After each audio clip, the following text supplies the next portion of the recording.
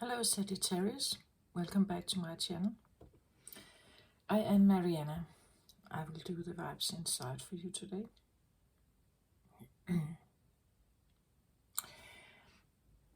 So this round of reading I'm making right now, they have to do with what I call DNA memories. Something that is stored within all of us.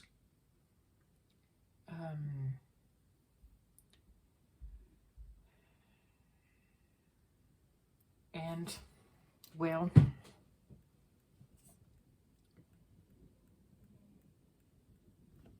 I don't know exactly what is going to come up for you, but well, I tend to connect with what we call scapegoats. Are those that were misunderstood, some people who were raised in a household with maybe an abusive tendency. Not always ill-intended, I think. I don't think necessarily all scapegoats come from families where we did this on purpose. It's more like we thought this was best for you. We literally believed this was best for you. We were concerned. We know what the world can show you, so we know the dangers out there, and therefore we wanted to protect you, perhaps. Relieve you from some of the hurt or take some of the pain away or something. It could be like this misunderstood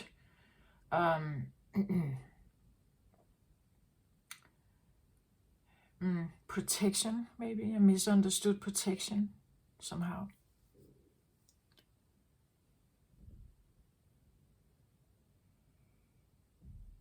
But it's interesting because I was called to take the pink color on the table here, and the pink color for me usually talks about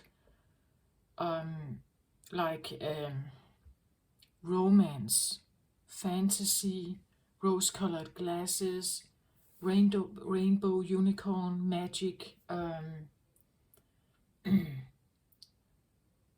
and so there is something about this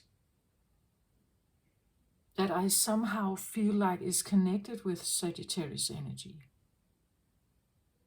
The oldest fire element in the zodiac. It's like there's something about this energy that is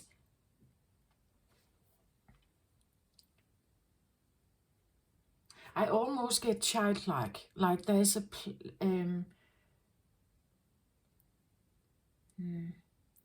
and here I talk deep down. This is maybe not something you show every day, right? This is maybe not something you may have learned to hide this a little bit, right?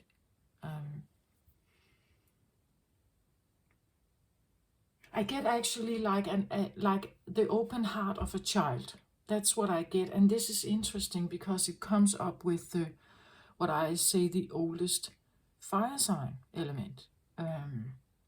And usually, when we talk about the zodiacs, we say that Aries is the youngest. It's the one that is usually connected with like the baby, right? The youngest fire sign. And I have an idea and I want to go for it, right? I haven't learned yet to control my energy. I haven't learned yet to evolve my fire energy. It can be a bit tumultuous. It can be a bit, I burn everything down to get my way. I want to get over there, so I burn everything else down. I'm dealing with that later, you could say, right? But where Leos present differently than Aries, and again Sagittarius presents differently again. But it seems like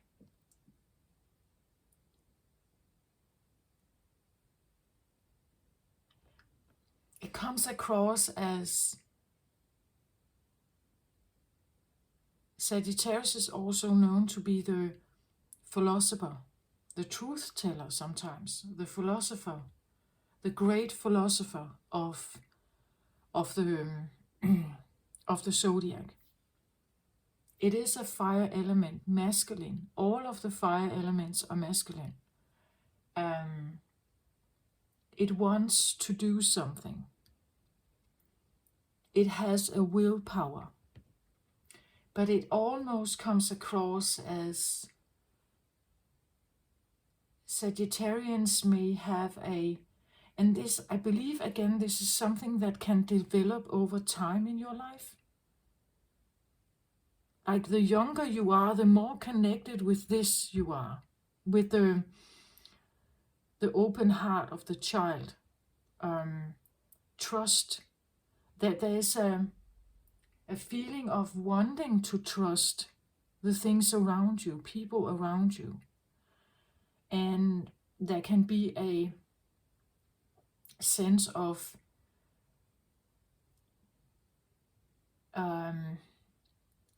or a hope that I can trust everything around me. And therefore I spill who I am. I say who I am. I show my quirks. I'm usually quite, I want to connect. I want to have connection with other people. I want them to feel good, right? And that there's this feeling of, it's a different part of the child, you could say, a different part of the heart that is here than you see in the Aries energy. Aries energy is, you could say, fighting to exist.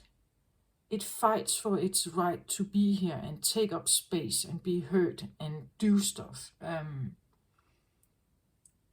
But Sagittarius, this is more like, I get like the feeling of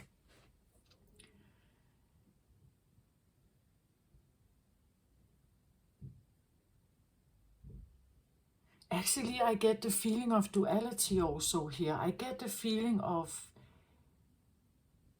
that that you remember the child, right? You remember the times when you could play, right? You remember the times of this unspoiled, adventurous, childlike existence. You have a memory of it. And then at the same time, I get this enormous philosopher, like something that has, you remember this. When we trust, when we hope, when we have an open heart, when we see magic in life, when we experience magic in nature, when we are drawn to magic, maybe, like the fantasy realm, fantasy films, fairies, trolls, like the land of the dragons, a bit like if I say Camelot, Arthur, and Merlin, Avalon, this idea of sorcery and magicians and a time of magic, a time of where everything was possible, right? Like the things you can imagine in a child's brain, right? When the child is imagining something, everything can come to life, right? A little rubber duck can become alive suddenly, right? A little a toy that shows a superhero can become alive and has all these magical powers and something like that.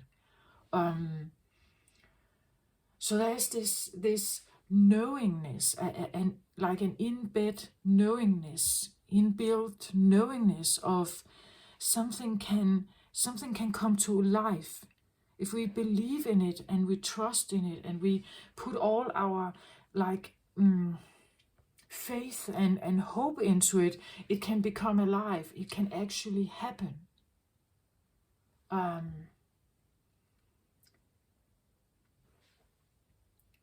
And then there's this, and the reason for that is that you remember the Aries, you remember the lion, you remember the powers here, and they are in you.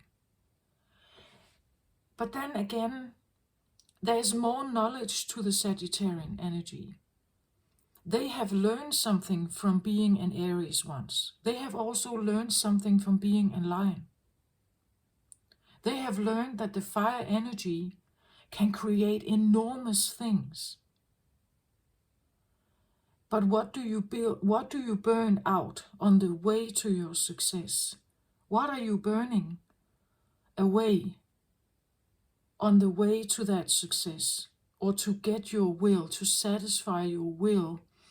This is what I feel like is coming to a different conclusion in the Sagittarian energy. It's like the philosopher is here, like the old man who thinks back on his life, from being a young fire toddler to becoming the 30-year-old ambitious person, to now sit in your old days and look back on your life and how you handle things. What happened? What kind of choices did you make? I feel like there's enormous life force or enormous wisdom in Sagittarius energy, and the philosopher that thinks in both ways. I made this choice. What kind of consequences does this have? How did it turn out for me? Was it a good choice? Was it a bad choice? Did I actually achieve what I wanted? What about the magic? Did I give something up to have my success? Did money become more an issue now? What about the magic? Did I forget about the magic? Did I forget about the creativity? Did I forget about love, perhaps, what I truly loved or what I was passionate about here? Did I forget something? And I feel like the Sagittarian energy is molding and building on this energy. It's an energy that is like constantly evolving, I feel like. So the memories of the good times, I feel like this, again, I talk about DNA memories. I feel that this is something that Sagittarian sons, those of you who have Sagittarian sun, you have some of this memory in you of a time when magic was alive on earth, when dreams were real, when you could manifest dreams like that, when you could trust in abundance, when you could turn lead into gold, when it was possible. It was possible by the willpower you had, by using the hope, the trust, the faith in magic, the dreams you could dream, your imaginary forces, your fantasies. You have an energy, you carry an energy of a time perhaps on Earth existence, a time of Earth existence where this was possible, where sorcery and magic was real, when there were pros and cons to it. Some liked magic, some felt that it was to good use, what we call light magic. But there was also dark magic. There was evil magic. There was good magic, right? Sagittarius, you represent what we call the light magic. You represent the abundance that could come, the flowers, the beautiful wildlife of animals, right? The abundance of food, of beauty, luxury, perhaps, of you could imagine and manifest eternal life, eternal beauty. That this abundant, the Jupiter-like idea, and Jupiter is your neighbor in the zodiac.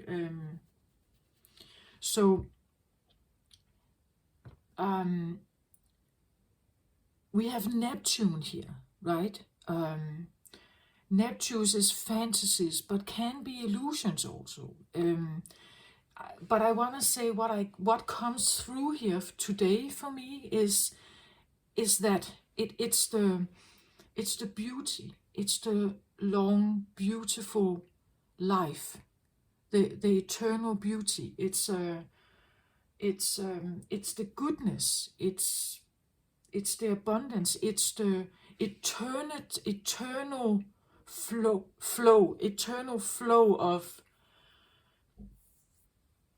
supply. You could say whatever you needed, whatever you wanted. It was the crystal palaces, right? It was a time in history, on Earth history. It's a time where there was an overflowing abundance of everything was possible. Everything was possible. A time where you could say sorcery and normal people were living in good relationship to each other. We had magical creatures, fairies, dragons, everything swirling around. The biggest fairy tale ever land, right? And everything was kind of peaceful. We were living in peace and understanding with each other, in some kind of alliance, in some kind of appreciation for each other. That's what I feel like is actually the ground basis of Sagittarius. And they come into the room and they want to spill all of this beautiful, glowing, trusting, hopeful, happy energy. And sometimes the room doesn't appreciate it, right? Sometimes the room can't see the magic. Sometimes people can't appreciate your faith in something or your trust in something. Sometimes the room or the people or something, they can't go there with you. And you feel it, like you pick up on it. And you kind of adjust a little, you adjust your energy a little bit to, tough crowd, right? This feeling of, this is a tough crowd. They can't follow. They can't follow my enthusiasm for life. They can't follow my creativity, my magic. They can't follow it. So I have to adjust a little bit again, because for Sagittarius there is this feeling of, and this is a very deep embedded feeling of this equality. We are all equal. We live in harmony. We or at least I want to create harmony, right? I want everybody to get along. We can appreciate each other's features, right? We can appreciate everyone's effort. Everyone has a place here. Everyone has something to offer. It's positive, right? But I feel like sometimes this is misunderstood. People do not feel that life is like that. People do not feel that life is that easy. And if we think back in history, there has been times of poverty, right? Lack mentality. There has been times of sickness, right? The plague, wars, death, evil intents, all this stuff.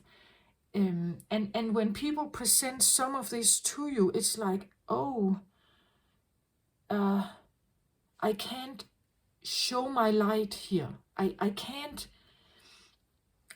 push this positivity in. I have to accommodate some of this more a bit boxed in or unhappy energy. I have to accommodate that a little bit as well here, because they seem not to see the beauty as I do. They seem not to have the magic. They seem not to have the magic in their life. So I'm accommodating. I'm trying to make the best for everyone here. And this is where you swing back and forth. That's why I also said there's a sense of duality here, because you actually deep down, I believe that you come in with this, life is magic, right? Life is beautiful. Look at it. Look at all the beautiful clouds and the magic fairies and everything. And then it's like someone comes and put a lid over that, right? Or you feel that if you meet a Scorpio, or if you meet someone who is going through a lot of illness or something, it's like you bounce into a wall or something. Like you seem like your positivity is not there is no penetration of it, right? So you are forced to think again, right? You're forced to, I can't seem to, people can't follow, like they can't see the magic in my heart, right? They can't relate. They can't relate to all the abundance. They can't relate to all the possibilities. They seem to be close to the possibilities. So you're needing to adjust being here on earth, right? You need to adjust to how others see the world. So we can see, sometimes I believe Sagittarius is also known to come in, spread something, and then the response is not so positive. And you kind of go back a little bit and readjust to the situation, and then come in again with whatever you could maybe bring to a certain situation. But deep down there is an enormous power of or source of positivity, actually. People just don't get it, right? And it's because you are holders of a time of life, of beauty, of abundance, of consistent, infinite life force. Everything was there, everything was beautiful, everything was uplifting. But if you take a look at my Scorpio reading, if you will know, if you meet up with a Scorpio, right? You will know the instant feeling of, oh, this is very difficult. My positivity can simply not access here. Right? And that's what I feel like. It's like you have this big, beautiful, loving heart. Because a loving heart can be open when everything is beautiful and good. And there are good intention amongst the creatures living there. The intentions are good. They're positive. They are supportive, right? They want to help each other. It's a cooperative, supportive fairyland, right? That's what I feel like Sagittarius actually deep down represent. That's the memory you hold. Your memory relates to a time on Earth or in the universe where everything was abundant, everything was glowing, growing, flowering. There's colors here, immense sense of colors, beauty, young life. There is this memory of that time, and you hold it strongly in you. There is a sense of positivity and fun and joy, and there's so much to be grateful for, right? There's so much to celebrate. Let's celebrate, right?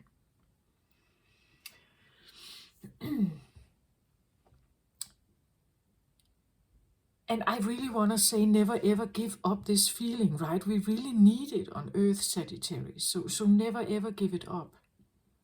But I get it. If you come across people that are naysayers, right? That live in darkness, in sorrow, in grief, it's very difficult to let, like, that they get your light. They never ever take it. Like they are not open to your light. They're never open to your light. So there can be also a feeling of figure out where your light is actually welcomed, right? Where people can take your positivity, your magic, your flowering, sprouting, beautiful energy, that they actually embrace it, they love it, right? And know that there will be times when you come across the naysayers, the dark seers, right? Those that live in a different, they have different memories, right? They remember something else. And one thing that is sure for every person is that our memory is what creates us. What we remember, what we have learned, what we have witnessed, what we have absorbed in us is continuing to live further on, right? We take it into our adolescence, we take it into our young adult life, we take it with us into the more mature part of life, we take it into the elderly part of life. We take it all with us. And every step of the way, we have an opportunity to learn from something. And that's what I feel like Sagittarius do. They know, to a certain extent, you hold this positivity in you, but you also have learned, being here on Earth, encountering, meeting all these other memories that are stored in each zodiac sign. Whenever you meet up with one of them, you will have an encounter. Either there is an openness, either there is a block to you and what you're trying to spread. Either people have an openness to it. They welcome you, they take you in, they like it, they love it, they embrace all of it. They laugh with you, they celebrate with you. Or they are closing the door, right?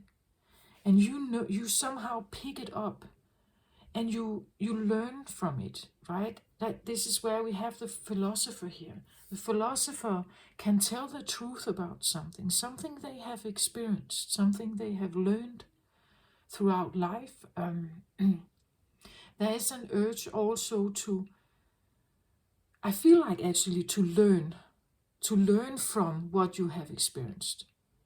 Where Aries is not quite there, Leo is not quite there yet. But you are in a position now where it's like you sit and you gather the information, you observe and gather the information, and you take it and you think, okay, even though I want to bring this, I feel the doors are closed, right? Why are the doors closed, perhaps, to something as beautiful as this? That there is maybe a wonder. Maybe there is a disappointment. Maybe there's a feeling of, I don't get it. Why? And that makes you into the philosopher, right? You get to think, you observe, you figure out. I actually see that some doors are closed. They don't want me in. Like they don't want my light. They don't want that. Why is it that they don't want it? Why don't they want to cooperate? Why are they closed like that? We could also talk about you are the bringer of some kind of, we could say, yang energy, maybe in the more positive form. You bring a positive yang energy. But what if the yin is closed? What if the yin doesn't want to open? Why does a yin energy usually has to be receptive? Yin energy is supposed to be receptive. What if it closes? Why does it close? To understand that, you have to figure out if the yin energy, let's say the yin energy is scorpionic out there, or the yin energy is Piscean, and this yin energy has experienced what we call darker yang energy. The darker yang energy you will have in Scorpio, a Scorpio that goes beyond the event horizon. Go back and look at that reading. If a Scorpio goes beyond the point of no return, they will find themselves acting and being in a certain way that could be actually quite cruel. And that's what I feel like. It's like if you come up against an energy that really is closed off, you feel it immediately. And you can philosophize about it. You can wonder why. Why doesn't it want to open? Why? Even with everything I try, why doesn't it want to open? It could be that you come across a dark masculine energy, a dark yang energy. So you come with all this positivity and abundance. There's a Jupiter energy here, right? Look at all these marvelous possibilities. And you come up against a yang energy that is dark, you could say. This is where again you will feel a closed door, right? Or you will feel an opposite. I'm up against an opposite here. How am I going to navigate this? How am I going to navigate this fire? Or what? How am I going to navigate this water, perhaps, if it's scorpionic? How am I going to navigate this so that everyone can feel okay here? Me included, right? So that everyone somehow feels welcome and we are having a decent time together here. That can be a difficult task if you are up against a closed energy. And why is it closed? This is where I feel like the Sagittarian becomes the philosopher. It has to figure out why.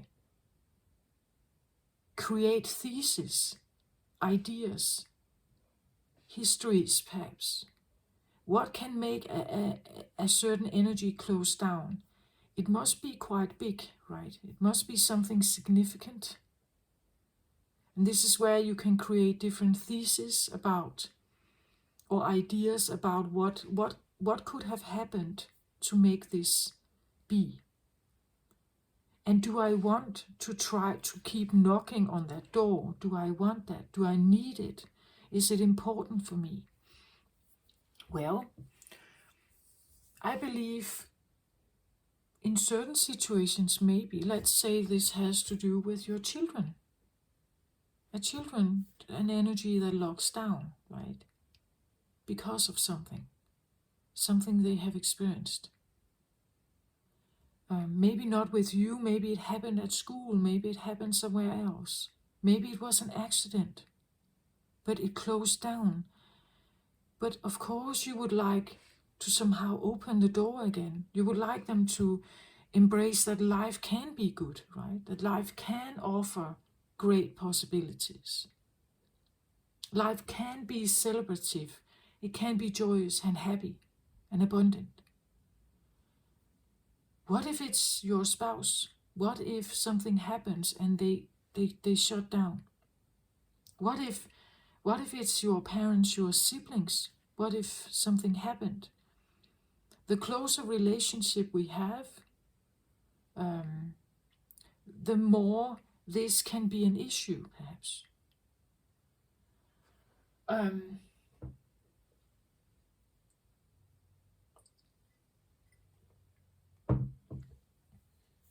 And again, you may have to think about this idea, how far am I willing to go? And is it even my obligation? Is it my choice that the doors get open again? I can knock a lot of times on this door and say, hey, come, let's do something. But if the door is closed, it actually has to do with the other person, right? And how they view the world. If they are not willing to open here, it's because of something. It's because something happened. They don't have the trust. They don't have that hope. They're not open. They don't trust in life. They don't trust in the opportunities. They may have lost something. They may have lost their money. They may have lost their confidence. They may have lost something. And you can keep knocking on a door, right? Or you can say, maybe I need to put my awareness on something that actually does want to work with me, that does want to be invested, that does want to celebrate, that does want to look at the clouds and at the sun and be grateful and thankful, and trust in the fairies, trust in your imaginary realm, trust in your in the idea that cooperation can be a thing, support can be a thing, that it is here, it is available here. But just figure out, if you meet people that close the door, again, you can knock on the door, but don't keep knocking, right? It's probably a bit of waste of time. But again, it can be, as I said, difficult if this is your child, if this is your spouse, if this is your wife, husband, if this is your, you could say, business partner, right? If this is your parents, siblings. What do you do then? If they close the door, they are not willing to trust, they are not willing to open. They live in a dark space. They are consumed by something. How do you keep knocking on that door to persuade them that there's more? Eventually, you may need to leave that door and let it be up to them to figure out how to maybe open it, if they want to open it, if they get ready, or if they actually at some point ask for help. Sometimes we are willing to offer the help. We see the struggle and we want to help. But if people are not ready for the help, they haven't hit rock bottom yet maybe, or they haven't been consumed by their own stuff to the point that they can't actually manage anymore. They can't seem to hold themselves together. This is where someone hits the rock bottom. This is where they realize, maybe I need help. Maybe I need to open the door even though I don't want to.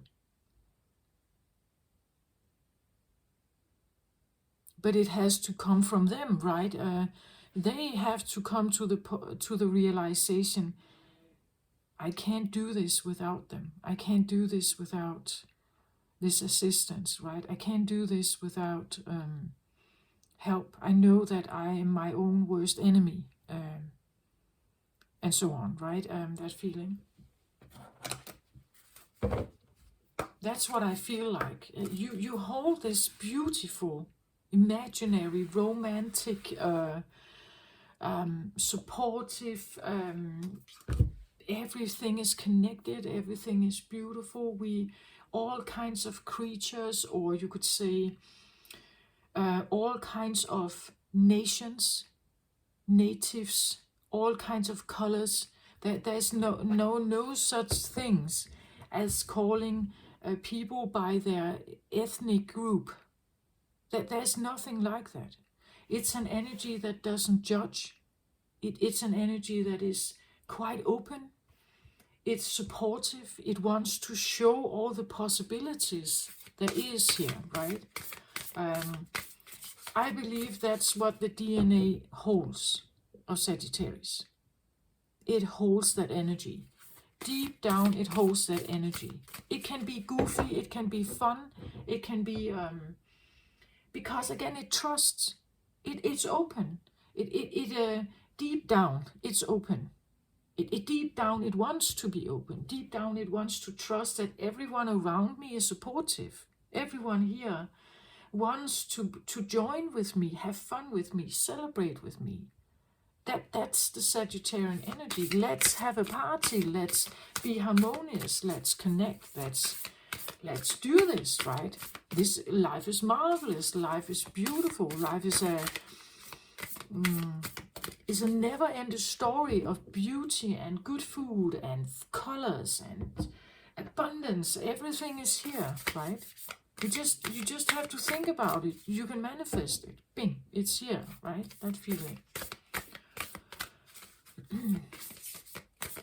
But again, we have duality here on Earth, right? You are not only encountering people like that on your way, right? You are not encountering people like that. And maybe you are a scapegoat. You were born into a family of darkness, of lack, of loss, of grief, right? And this is where the little positive sunshine, Sagittarius flame here, maybe it gets a hit, right? Because it's a big thing to hold the enthusiasm up in a family of grief, perhaps, right? And loss and lack and scarcity mindset and so on, right? It's a difficult thing to keep the positive mindset alive if you're constantly bombarded with paranoid, demeanoring, you would say, or dream thieves, right? People around you that steal your dreams, or that you could say they close them down. They tell you you're wrong. They tell you you have to wake up to reality. You have to see the world for what it is, and so on. It can be something that takes your imaginary realm away. And the imaginary realm is where you get your positivity from. This is your battery, right? This is the place where you can actually rejuvenate your power and your fire, and this is where you rejuvenate, right? Overall energy here, I get the High Priestess. Mysteries revealed in the Eye of Isis.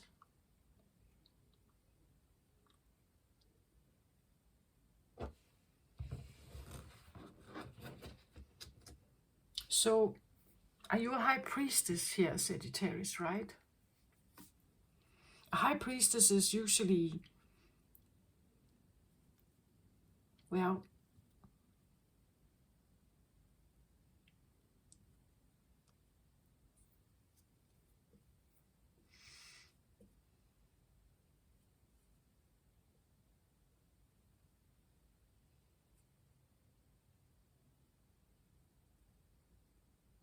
just give me a moment here.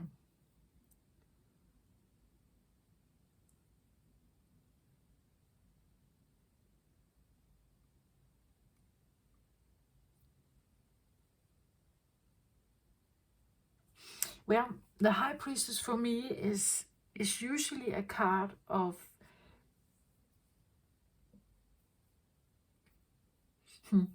I get a feeling of like a closet philosopher, right? Someone who has been thinking a lot about life, learned a lot, got yourself involved here in some mysteries here. The psychic arts, energy work, philosophy, ideas, I think, seeing things from different angles. And actually, I feel like knowing a lot. Like this for me represents like a knowledge, like a. We see her head here, but actually she has a head like this or a brain like this, right? She has a way of interpreting and deciphering things here. That is very marvelous, golden, very big. Again, as I said, there's this, and I get not only do you have, as I said, you hold this energy of this abundance, like the marvelous golden times, right? Like the golden times of the pharaohs, or you know, like something like that, where everything is possible, like a golden age feeling to it, and holding a lot of that spark or light here channeled through you, right?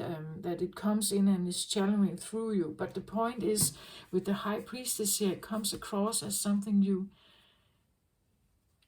are you keeping it a bit secret or something like that? Are you not showing it? The high priestess is usually someone who works a little bit, could I say, off-grid.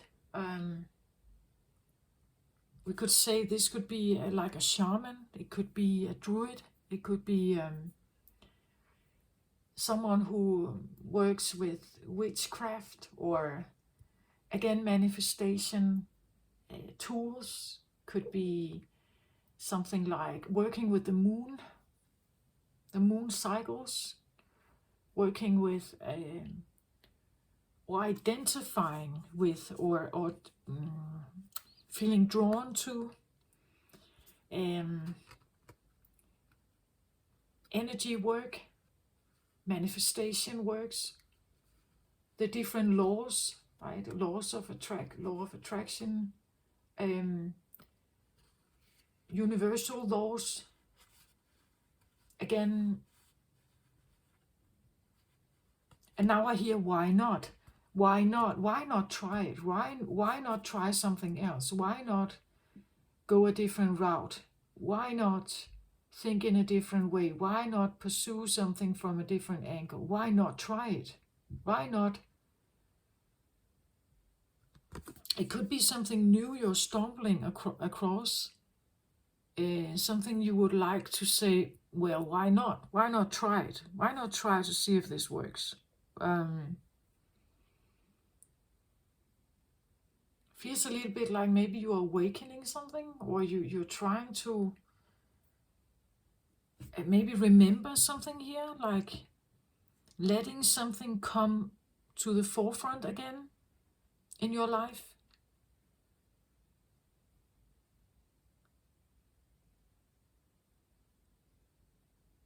I'm quite drawn to this, like the smoke, so maybe you're working with like purification, cleansing, what I do every time I start reading, right? I use patchouli here to cleanse the space, and maybe you are using fire and smoke as a cleansing, working with like fire rituals, smoke and fire rituals. We see how there's like a container here and a container here, and the smoke kind of comes from these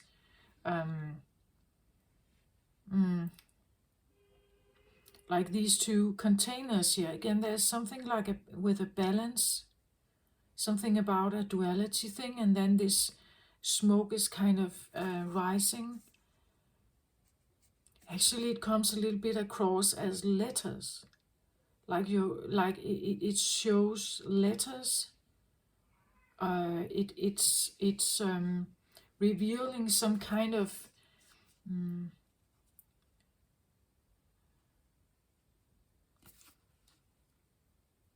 like ancient language.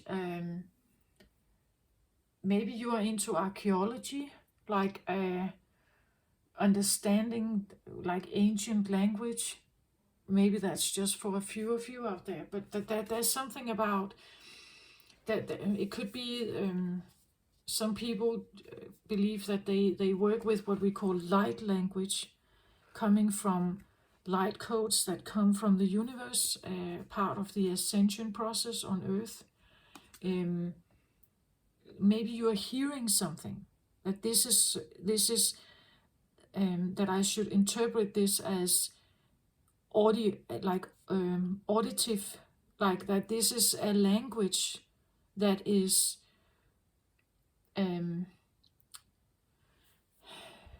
that it's letters, that it represents letters, or words here, but it's auditive, that you hear it, right? You hear something, and it's right around you all the time. You hear something, like again, an incoming knowledge here, perhaps, that you hear something.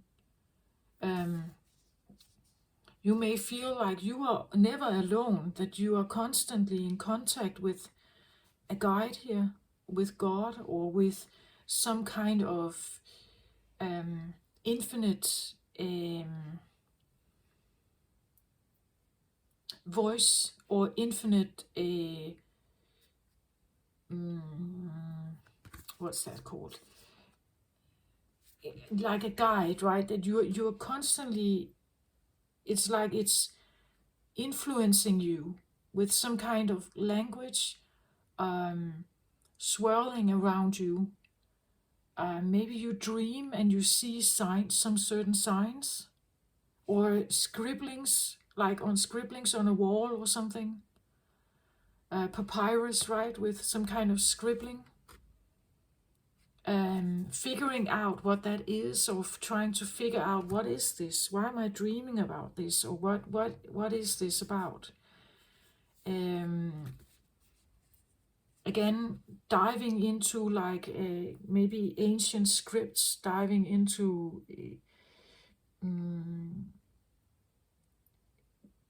to wanting to understand what this is.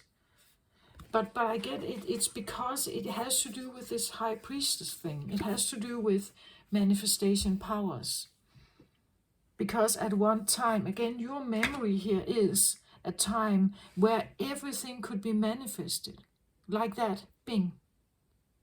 Because you hoped it, you felt it, you trusted it, you knew that the world, the time was supportive. It's available, it's here. You can just take it, right? It's here. You trusted it, you loved it, you loved the idea, you fell in love with what you wanted to create or manifest. You felt it, you loved it, you pushed it into happening. You drew it from the infinite source to become manifest it. Um, and there could be something about wanting to figure this out. How do I do that? How can I connect with some of this memory here?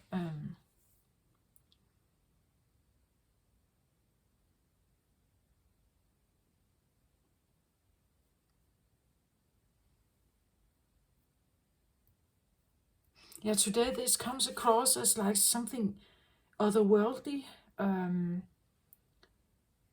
there's no eye, can't see really no eyes here. It comes across as a mask, like a golden bronze pharaoh mask, or something like that, golden mask.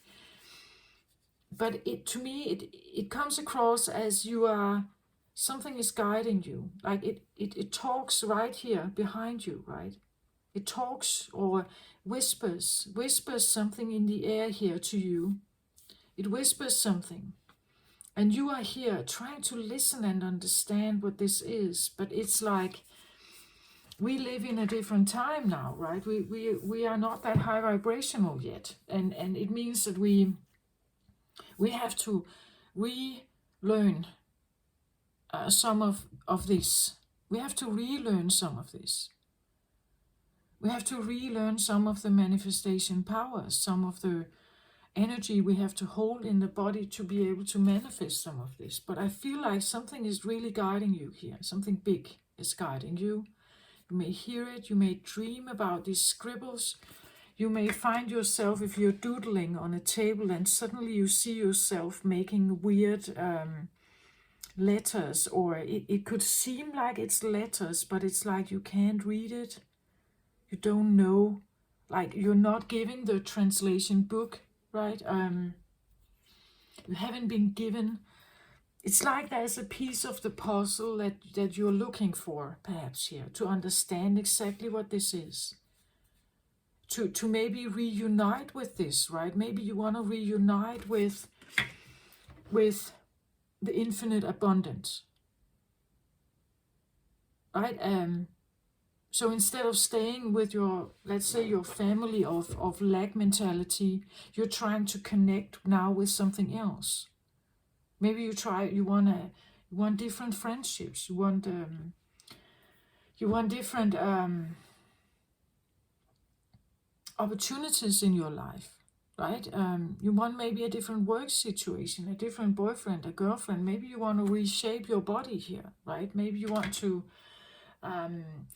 do something that it changes your options in life, right? And this is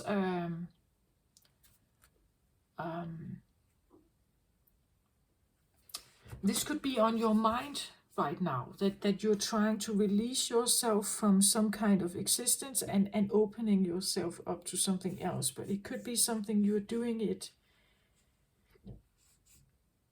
well, a bit, you could say, off grid. Like I get the feeling of like a bit hidden. Maybe you're not sharing this with anyone. You are doing it.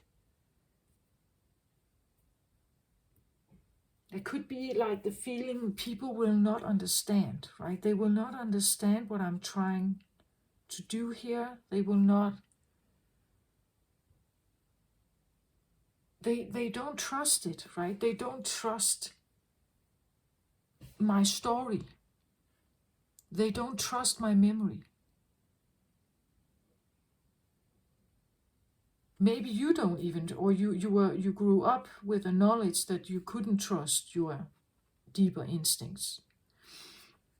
And now you're trying to recall them or get some of this back, relit the fire again, or something like that. But doing it a bit secretively, I feel like, or everything you have, all this positivity is something you're putting it into some kind of project here. Again, I get this closet feeling, like something is still in the closet, in the making, right? It's still in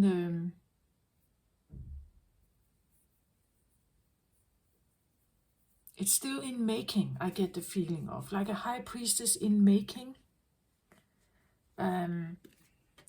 Wanting to connect with some of this again. Revitalize some of this.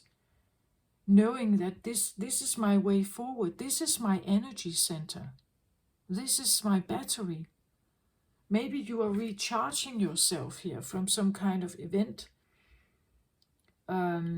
And knowing that the way I can recharge is by, like, again, look at the massiveness and amount of energy that is here.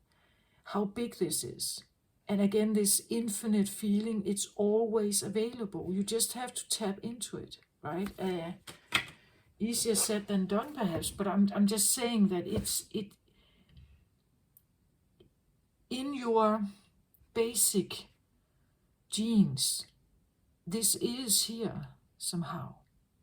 It is here somehow. We just don't, we must just not be interrupted by the naysayers, right? The naysayers can just keep us procrastinating or trapped, or again, we keep knocking on their door. We're occupied, ruminating about others, right? Instead of just opening our eyes to what else is. Because of obligation, because we are parents, because we are siblings, because we are daughters or sons, because we feel some kind of duty and obligation, and I'm not saying you should that this is wrong. I'm just saying it's part of the life you have probably experienced. And tapping into this other part means that maybe you need to let this be for a moment. Maybe they have to figure something out for themselves.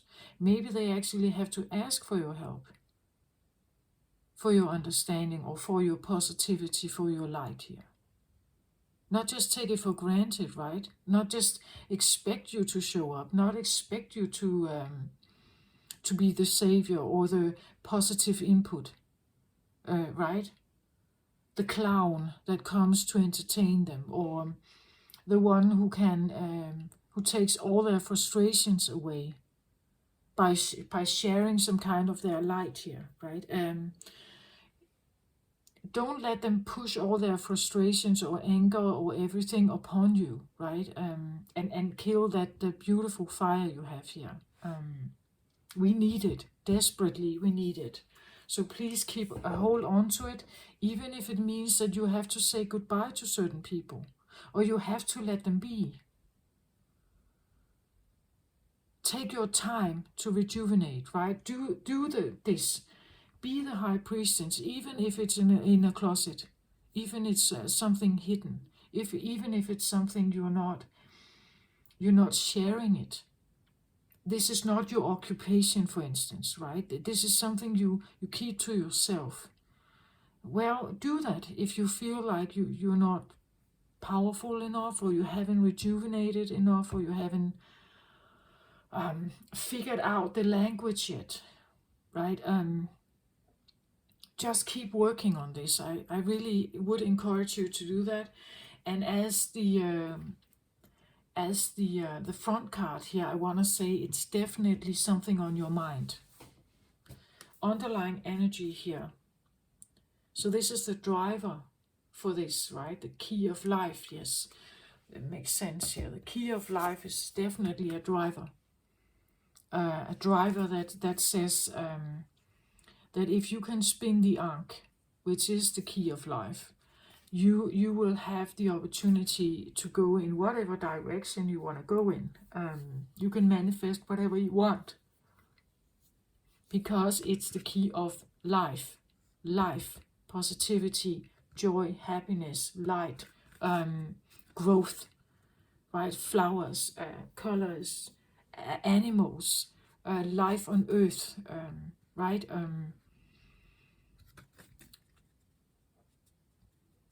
It's not death here. It's not the key of death. It's the key of life here.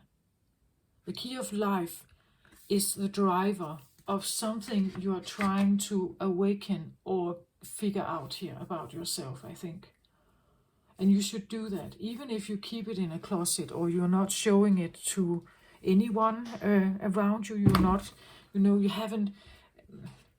haven't opened up the Sagittarius energy and be very transparent with everything. And the transparency is this is what we get if there is support, if there is understanding, if there is opportunity, if there is light, if there is love, if there is all of this stuff. Why hide yourself, right? There's no reason to hide. If you know that all of this is available, I can show myself exactly who I am. I don't have to doubt that people will backstab me or betray me or disappoint me or take from me or whatever. It's embedded in the Sagittarian energy to want to be open, to want to share all this beauty and magic and everything you feel you have in your heart. That's the heart, I feel like, of Sagittarius. It's like that. But life teaches you something, right? Being here, meeting other zodiacs, meeting your life here on Earth, it can be a bit exhausting. Maybe it took some of your battery away. Maybe it killed some of your dreams. Maybe you have been up against what I call dream thieves, those that take your dreams away. Your biggest battery, the preciousness in you. Something we should all be very grateful for, that you exist, that you are here, right? You hold some of the 5D, strong 5D consciousness here, DNA here. So we need you. For the ascension on Earth, that's why I make these readings. The ascension of Earth has to do with leaving some of the bad shit behind, you could say. Some of the things that you hold, it has not been possible to keep it on Earth, not in 3D. 3D is too low vibrational for your heart here. But you probably you were born, you incarnated here to bring some of this. Right? You had to be the little beautiful light flame, right? In a family that were living in loss and grief and scarcity and lack and everything, right? Maybe you had to be this little sunshine. But even the sunshine here can be overwhelmed by a tsunami, right? Maybe the flame was like tucked really down by whatever you experienced. And now it's like you're trying to awaken something here again. You're trying to figure out how to find the key so that you can, the key of life here is supposed to help you rejuvenate your battery. Stop knocking on the doors that don't want to open and go where you are actually wanted, where you are welcomed, where people appreciate your light, where people appreciate your effort, right? What it is you're trying to do when you come into the room, right? What kind of a friend you can be, and so on, right?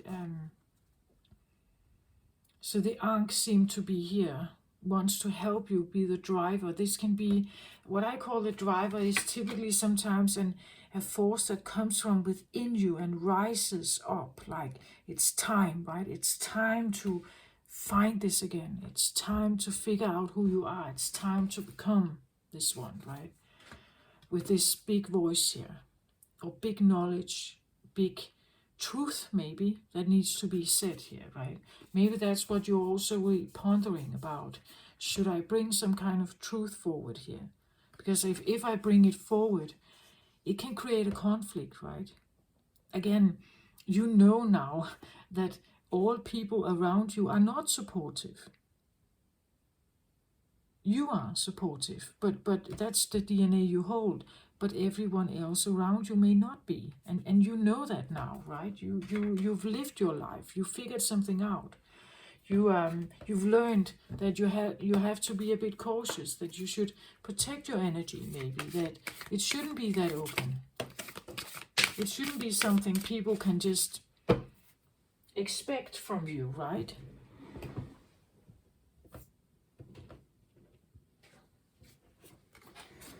People shouldn't just expect this from you, right?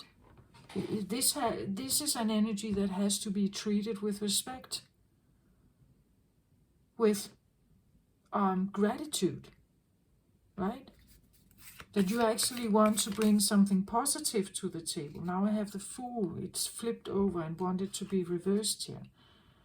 This talks again about, look at him, how the Fool could be a bit like the clown. I dance here. I have a fun time. I juggle all these zodiacs. I know how to handle myself no matter what zodiac I'm standing in front of, right?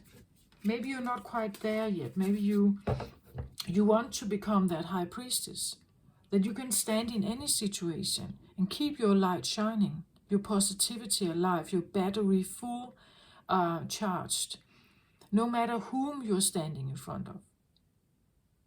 No matter whom you're standing in front of, you will do your dance. You will be happy, you will be joyous, and you will spread that joy. And people may take it if they want to, but if they are closing the door, you're no longer necessarily entertaining that, right? You're not necessarily entertaining it anymore. Now we have this one, the Tower reversed here. Yeah, it seems like something...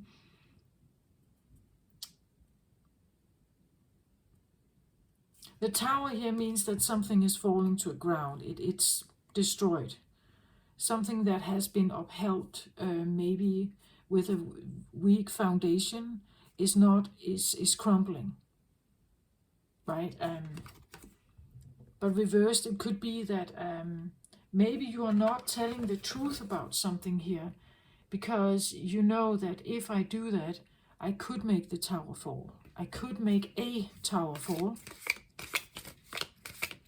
Maybe it's a paradigm that is going on inside a family dynamic, right? If I speak my truth here, if I put out my boundaries, if I actually go the other way, if I'm no longer entertaining something and I say goodbye to it, it could crumble actually, right? It could crumble. And do I want to be responsible for that? Do I want to be responsible for that? But at the same time, if you are responsible, it's probably because you have invested something in it. And without you, they can't stand alone. They will fall, right? So someone is codependent on you. Someone is needing you to be there, to stand on their own 2 feet, right? Or to push through life, or to... so you have become you have become someone's a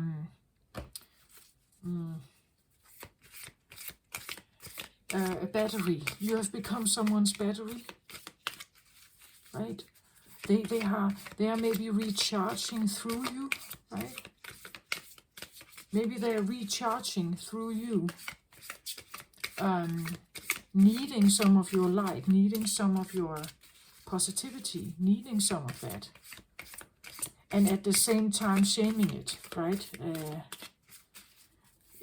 Just know what they shame you so that you will not leave. They're calling you all kinds of names, and they're keeping you small, because as long as they do that, you will stay. As long as you do that, you are codependent with them, maybe. As long as you do that, they have control over you. But they're stealing your dreams. They're stealing your battery, perhaps here. The world that you should thrive in. The world where... This is where you can go in your dreams, right? You can go and recharge here in your dreams. Unless someone is blocking you from believing that this is a good place to stay for you, right? That this is a good place to go.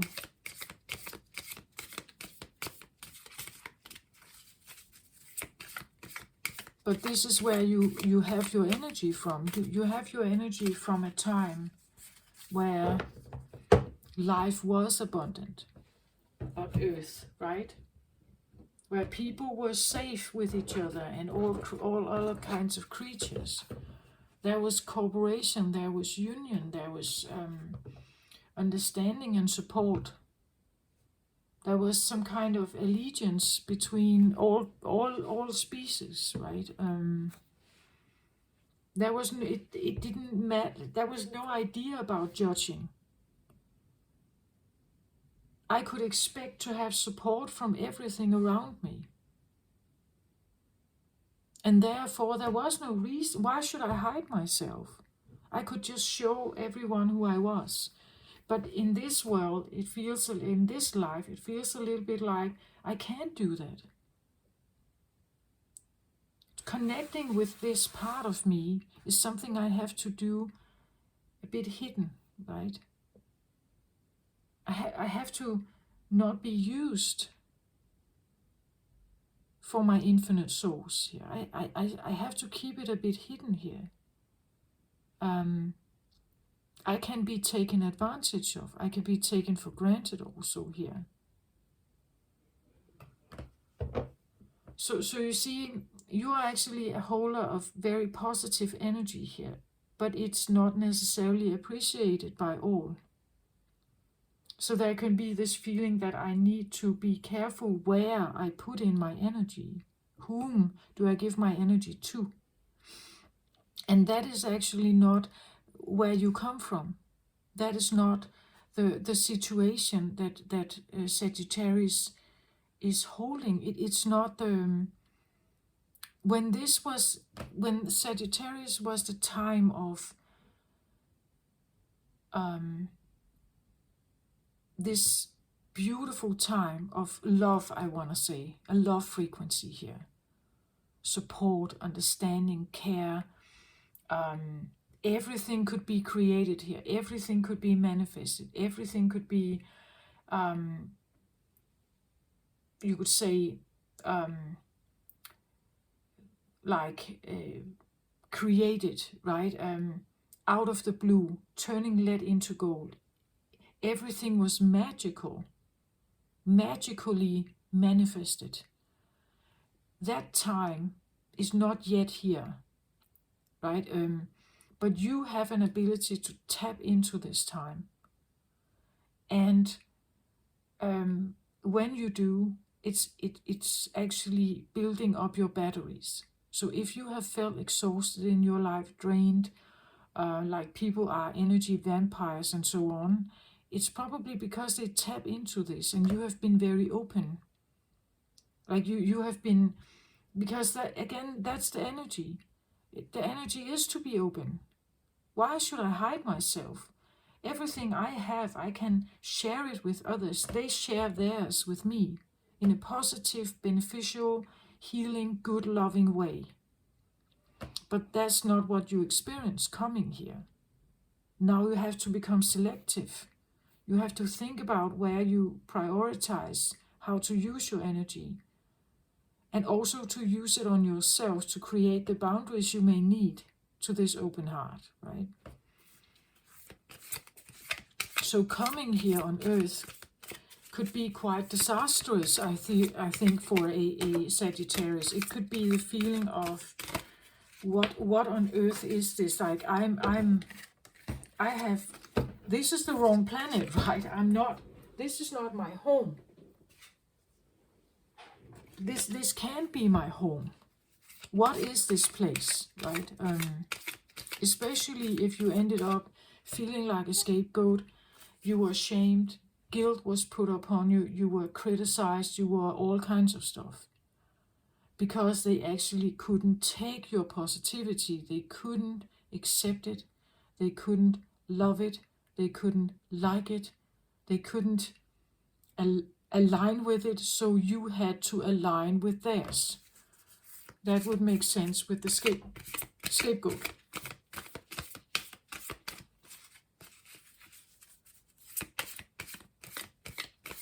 And now it feels a little bit like you are trying to learn to connect with, again, the key of light. You're learning to connect with life again, right?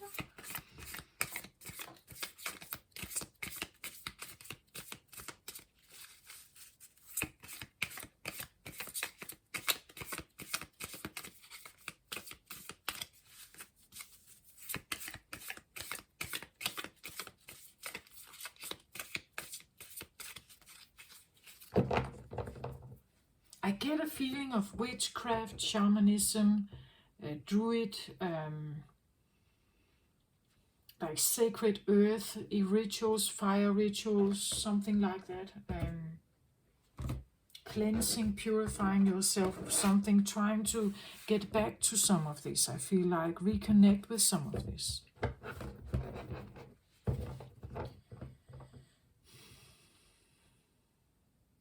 So how do I put these cards, please?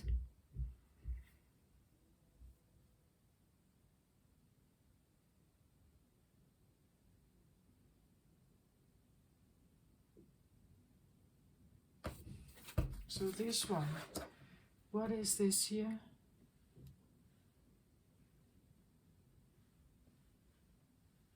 It's like it flipped, something wants to flip.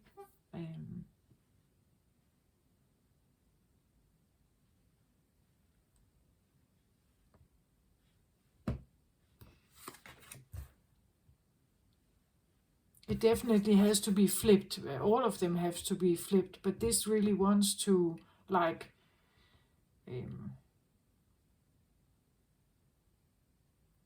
well, any more cards here? Something?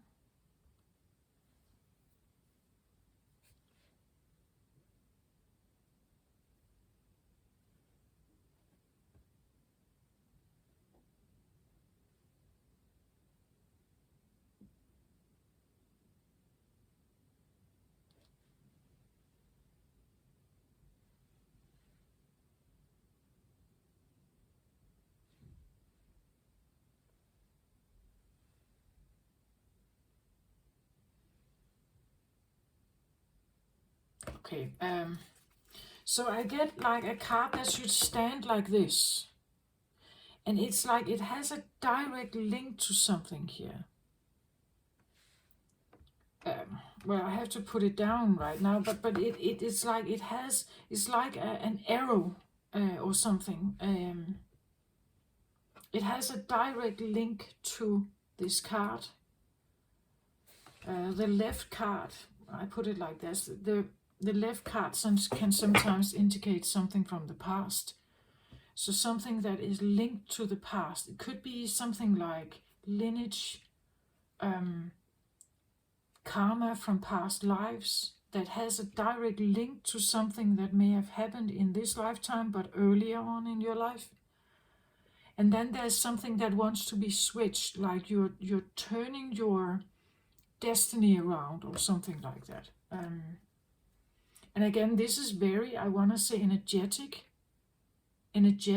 understanding, energetic philosophizing, philosophy, energetic philosophy, and understanding how to manipulate the energies or shift them or change them, something like that. The bottom of the deck, again, the High Priestess here. You're doing something here, Sagittarius. You're doing something. This is the second card out, High Priestess here, twice here. You are the High Priestess. You can do something. You can do something, right? You can manifest to, like, as we see her here, it's like she is drifting, right? She's flying, drifting, but she's almost sleeping here, like, she's drifting away from something. Maybe after a long period in the water, purifying here. She's almost naked, right? Drifting into your imaginary realm, perhaps, into wanting to rise up towards that, perhaps. Underlying energy, it's the driver, So here we have a high priestess knowledge, or even if you're doing this like per intuition, like even you're taking certain stands and doing something and you don't quite know why you're doing it, or why you think the way you do, or why you take a certain action. You may do it anyway. We have a big moon here again. Are you working with moon rituals, new moons, full moons, equinox energies? Are you trying to manifest something by using the moon energy to somehow create a shift for you, perhaps? It can be any other kind of ritual, right? But I get actually not so much fire here, but more water. Water. Moon is Cancerian energy. I get something about water and cleansing and purifying. Water can be emotions, right? It can be the way we feel about certain things. Maybe you're purifying something here, and doing it per intuition. Maybe you're not even like sacred baths or something like that. Sacred bath rituals. Maybe you're doing something here, like consciously or more per intuition, but it's a driving force to kind of rise you up from something, cleanse you up from something here. Let's have a look at this, what this is. The high priest, the Hierophant. This is interesting because the Hierophant is the opposite of the high priestess, right? The Hierophant is someone who, he is a big philosopher. He is,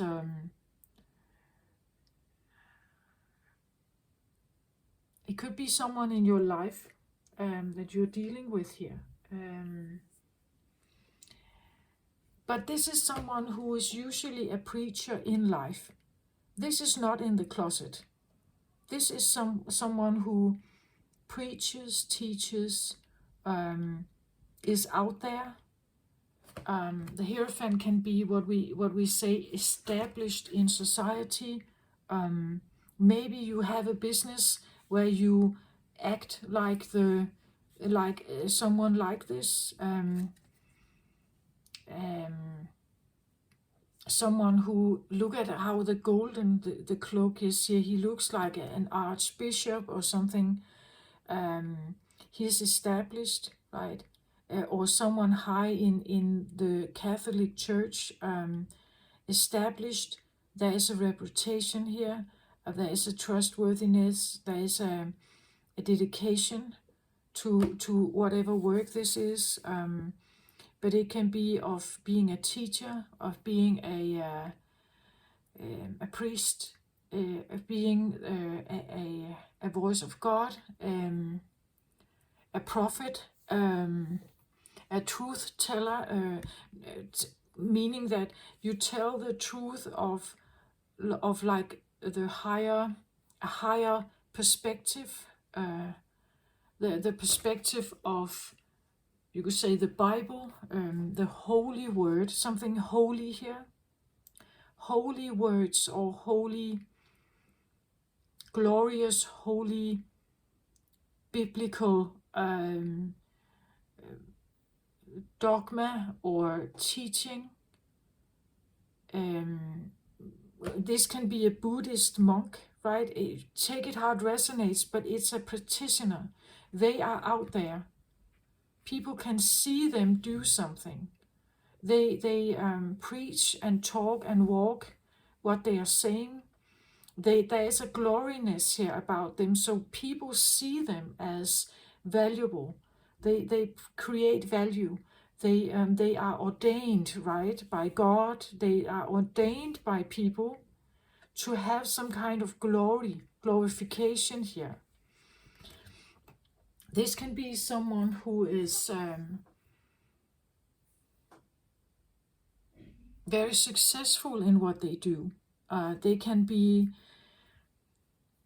it's like light is shining on them. They have a Midas touch about something, right? Something is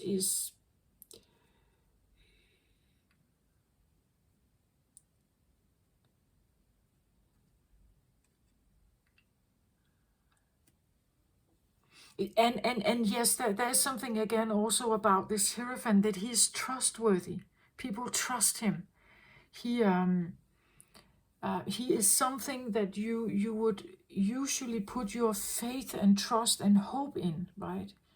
Because he's guided by something magical. It could be a bit like a guru, right? That he's a guru. He shows up on TV and or on different channels, and he speaks his truth here. He recites the Bible. He is a practitioner of yoga or something. But you see him, or he is a practitioner, outwardly and practitioner, right? He maybe has built a business here where he is working for some kind of organization where he is preaching, teaching about some kind of glory, something holy, something high vibrational, something magnificent, glorious, bigger, something bigger than life, bigger than a human, right? It could be that this one comes across as bigger than life, that he has somehow manifested himself as being more than a human, more, or it could be someone you have put on a pedestal. You saw him like this, right? You saw him as the guide, the guru, the great father, someone who is good, someone who is always operating from like the highest best, someone who is it's Taurus energy, but you know, it can be someone that you have put on a pedestal.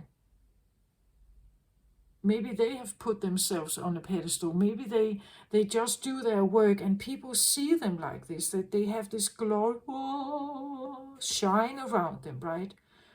That they are like they are a Messiah, or they are like Jesus, right?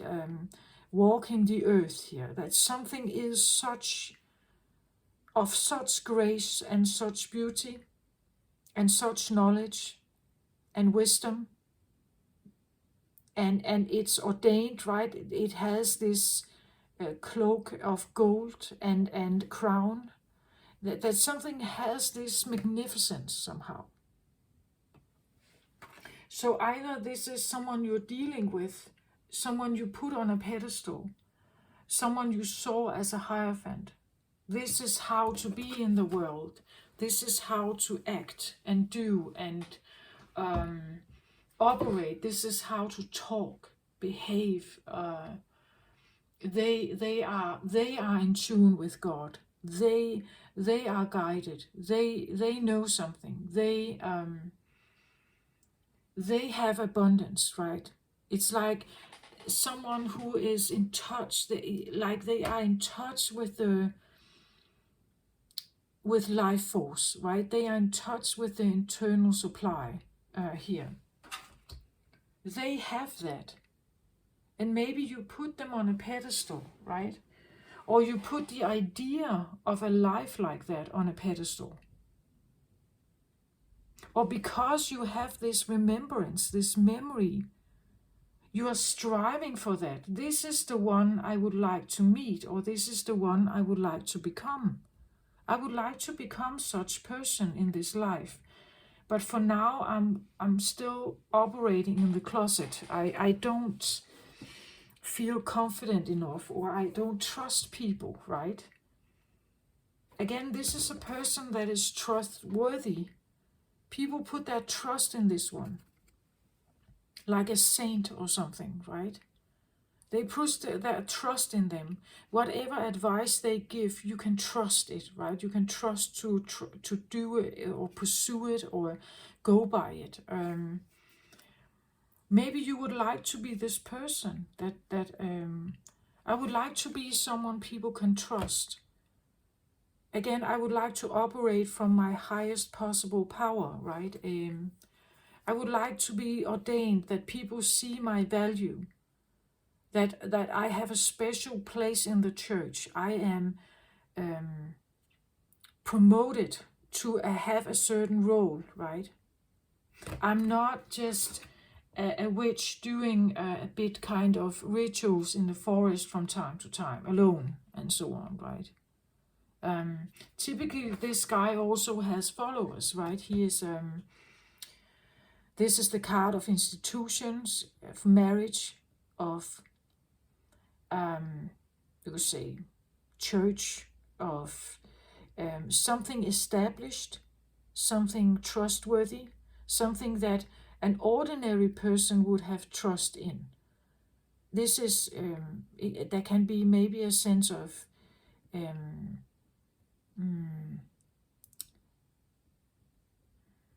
again, society supports this. Society is supporting whatever he is doing here, right? How a priest is a person the community can go to. The idea of that, the institution of society likes that. That here we have a person who is equipped to talk to people about their troubles, about their losses. And they can even give them a relief of sin, right? They can, it's an institutional idea that I can go and confess to my priest, and then I can have a forgiveness of my sins, kind of wiping the slate clean, and then I can go on with my life. This is an institutional creation, perhaps, combined with the idea of God, the otherworldly, something we can't explain. So either this is someone you put on a pedestal like that, you trusted them, you saw them as the guru, you saw them as someone you could trust with your life, with all your secrets, everything, right? They seemed so beautiful, so graceful here, right? They seemed trustworthy. They seemed like they had that light. And it reminded you, perhaps, maybe it reminded you of something in you, right? Something that,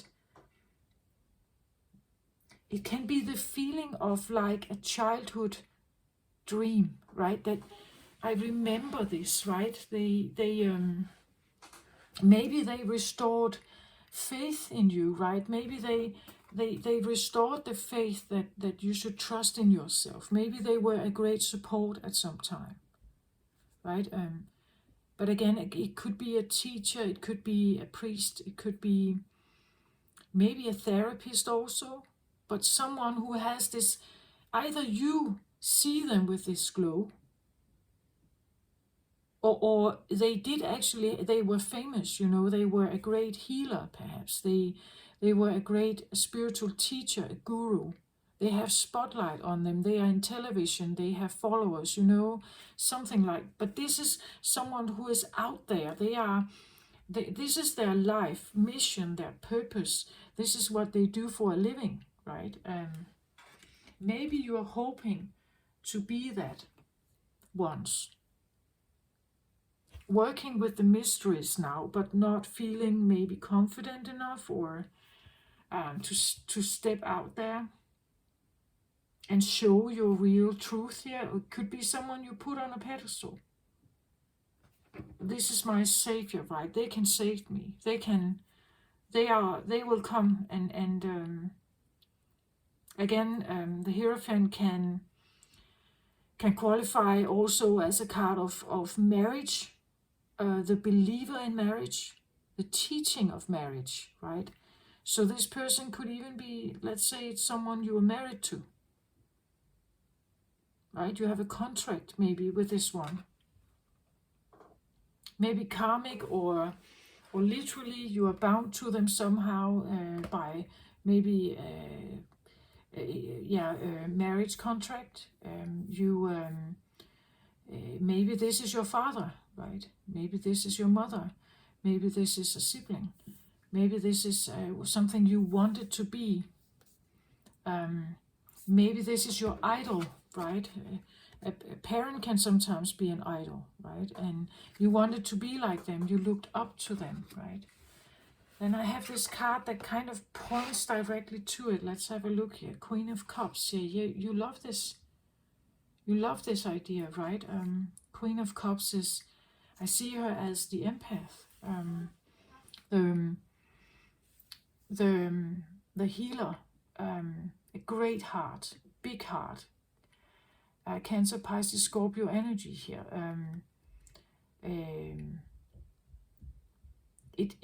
It's a Cups card, right? So it is a very heart-based card. I see her again as queen, not king.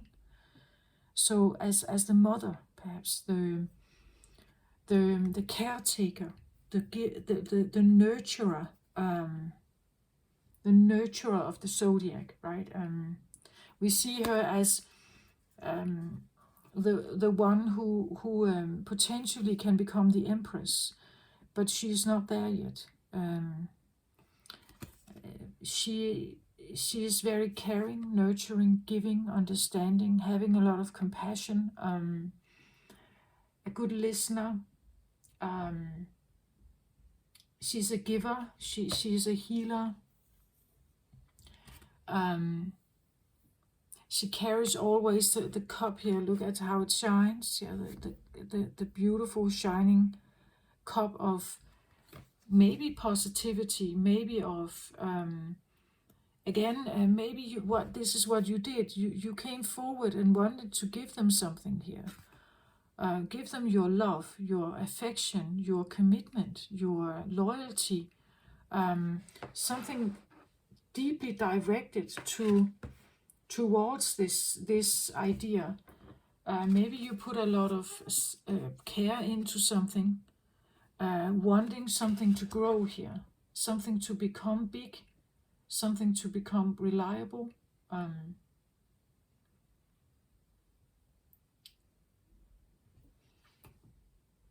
Again, because this guy usually is established in society. He has a followership, or let's say, if this is a guru on YouTube, right? He has followers there. He can preach from that position. He can tell his stories, share his wisdom, be the Hierophant here. The Hierophant is guided by the divine, is guided by something more than just ordinary life. It can be the feeling that you know something. The Hierophant usually knows something. Claircognizant. He could have like a way of tapping into a source energy, and in that he would get guidance. He would be prompted with intuitive downloads and so on. We say that the Hierophant can be a preacher. He believes in something. He believes in God, in Jesus, or any other kind of deity. Again, as I say, he can be a Buddhist, he can be a Catholic, he can be he could be an imam, right? He can be any kind of you put that into your situation, but it's someone that we usually would confide with this person. We would tell them how we feel and our troubles and our worries, and we would expect them to listen and to give us some kind of advice, to not become angry, but relieve us for our sins. If we feel the remorse, right, we would expect someone to help us, right? To help us with the agony, with the troubles, with the frustrations. And this guy, he would probably know a lot about community because he has listened to many things. He has listened to many kinds of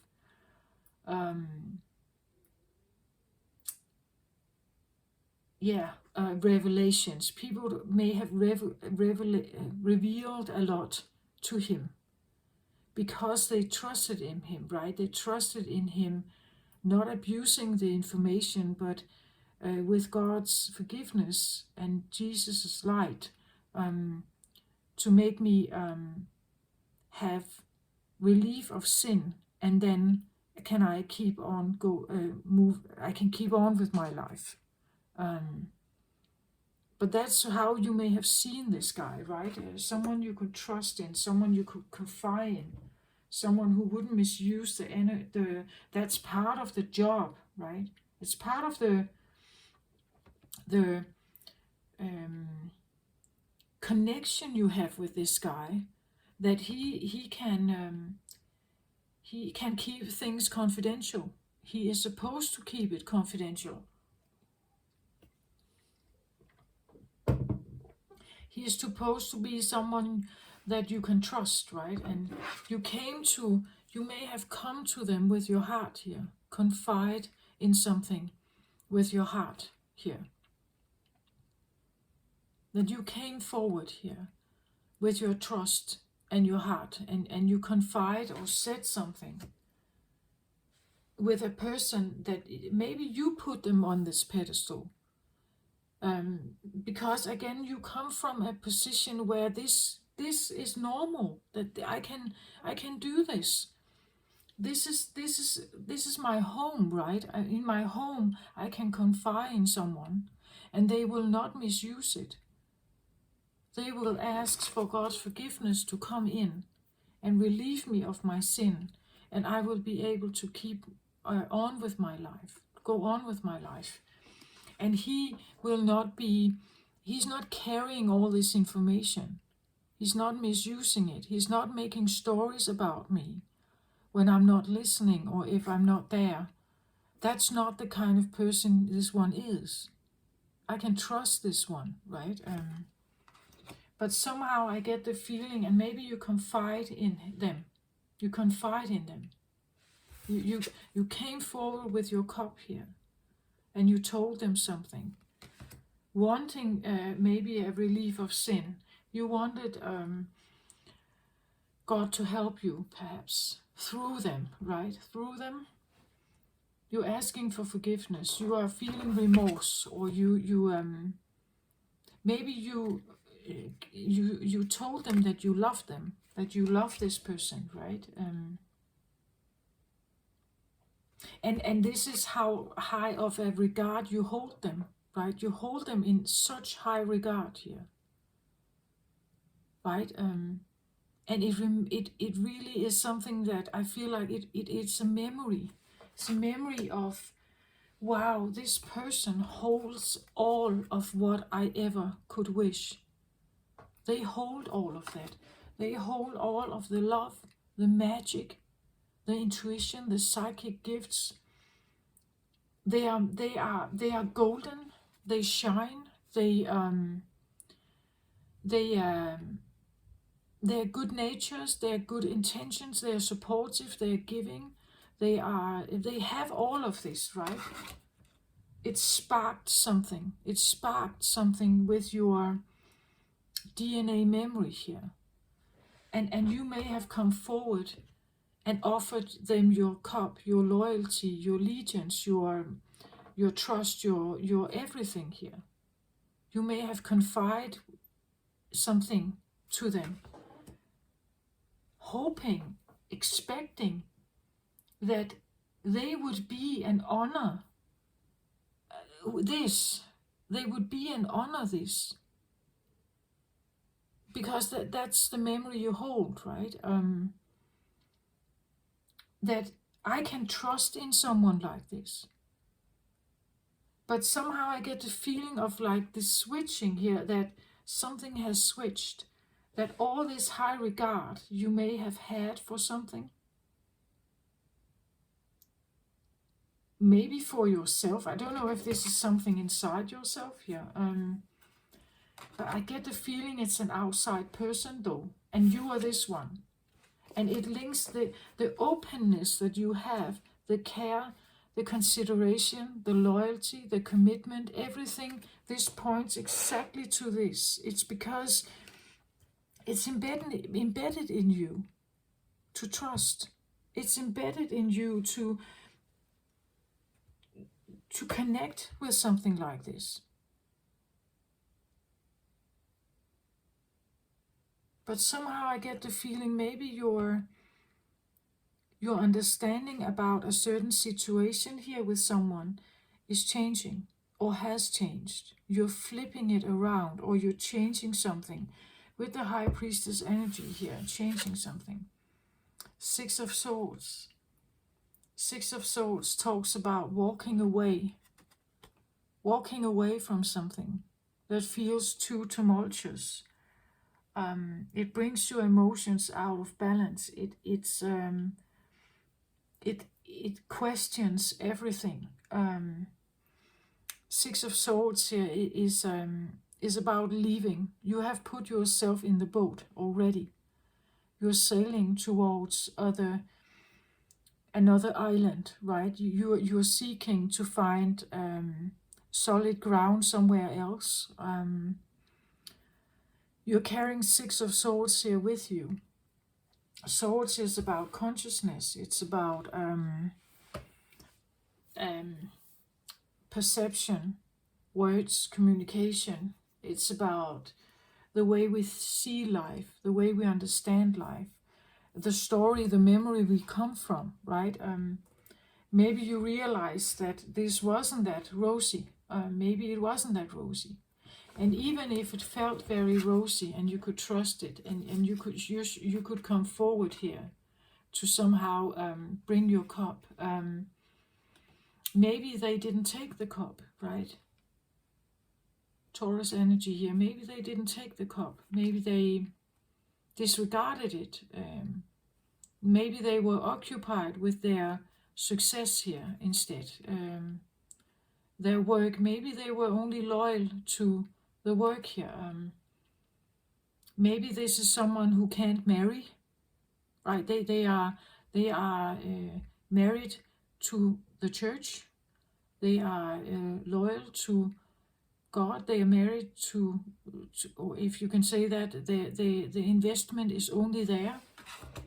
And when you come forward here with your loyalty, cup, and your effort and your affection, maybe they couldn't take it. Right, but I get like it's pointing right towards something. Like this is like an arrow, you were drawn right towards it. And it's because it seems so good, right? It reminds you of something. It reminds you of something that you hold deep within you. Of course you are drawn to this. It seems magical here. It's established. You can look at it. You can hear what they're saying. Everything they say, everything they touch, everything they do seems magical. Seems like it's, yeah, like they have that Midas touch, right? Of course you were drawn to that. Because this is where magic becomes real, right? This is where we see lead turn into gold and something like that. That's how he's presenting here, right? And of course you were drawn right to it here. Committing to it, opening yourself to it, wanting to be there, wanting to be loyal, wanting to support it, want to be part of the party, wanting to be part of the group, want to follow, want to be there. But I get the feeling something switched here, like something switched. So maybe you are now standing here and you are sailing away from this, sailing away from something. Well, again, Six of Swords indicate that something has been tumultuous. That, and I get the feeling again, the Cups energy here, the water you have been in, the water you were in here, the loyalty, the compassion, the understanding, everything that is very embedded in Sagittarius energy, maybe it was too much, right? Especially if the door was closed, like if the door was closed and you could never get in here, or you could never have access to this. It never wanted to join forces with you, right? It never wanted to maybe marry you. It never wanted to, it stood in its own sovereignty here, and you couldn't get access to it somehow. You could just witness it from the outside, or as she's standing here, looking over the horizon, hoping, wishing that that something would come back, or something would finally see her, or see how committed she has been, right? How much effort and how much love she puts into this. But she's standing here, looking over the horizon, perhaps, or watching someone doing their stuff, but they are not doing it for her, right? They're not doing it with her. They're doing it here to have this kind of shine. This is their work. This is what they do. This is, and this is also how they get their glory, or the honor. How people honor them. How people ordain them. They have received some. They have a reputation here. Maybe a reputation to uphold. Maybe they seem strong, knowledgeable. You like an advisor, right? You can trust their advice. You can trust what they're doing. But and you have been loyal to that. Maybe you've given your everything here. You've been very loyal. You have trusted it. You have given them their heart, your heart here, right? You have given them everything you could. You have tried to support them, positively support them here. But somehow I get the feeling either someone is walking away from you, or you are walking away from that situation. Finally, maybe figuring out that, well, first of all, love, the Cups here, is not all.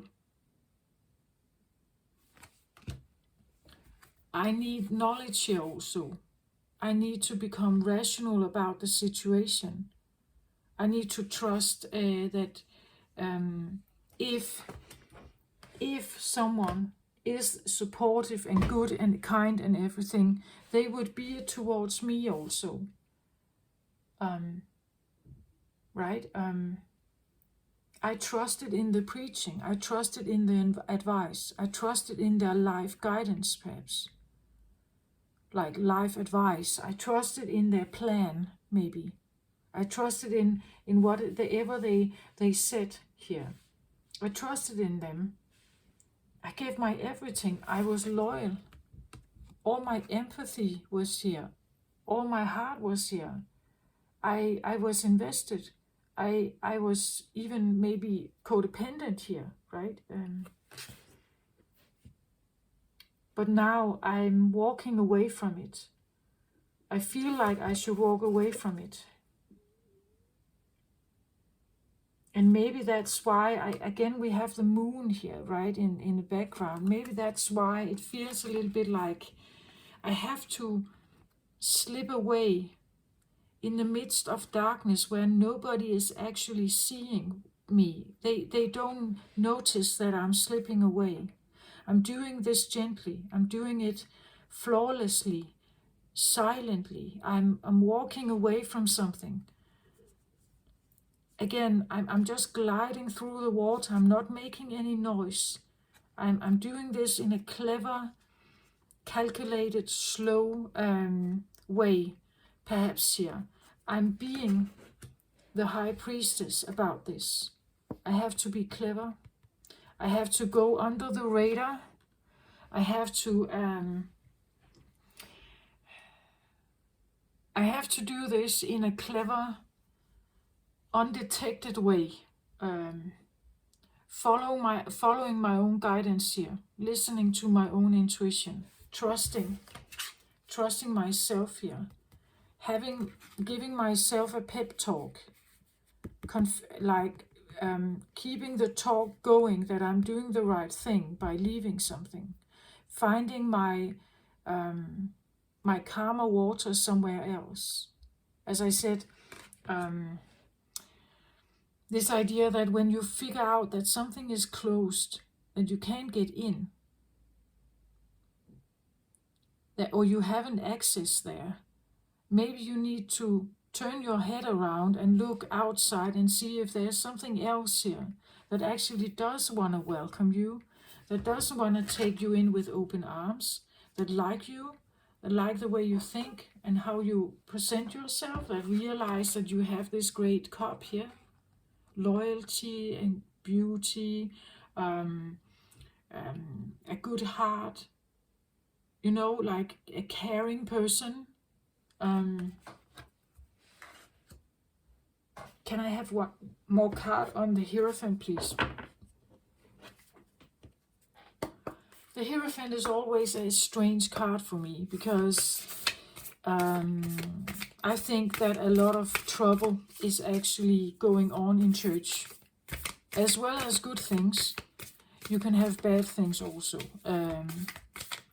I believe that church, or the institution of church and marriage, is not necessarily beneficial for all involved, especially if you could say there could be arranged marriages, or it's part of a bargain between two families or something like that. And the history of marriage, I also don't believe has been like a happy story. Of course it is in some cases. I'm not saying that. I'm just saying that there could definitely be times of power abuse also occurring. And therefore the institution of marriage per se is not necessarily happy.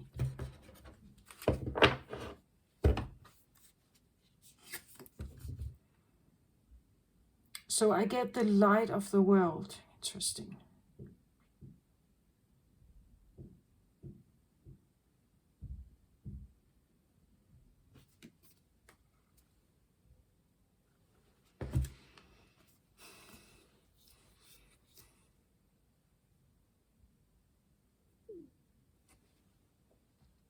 The light of the world. Look again here, like he's coming forth here with a lantern, and he's actually smiling.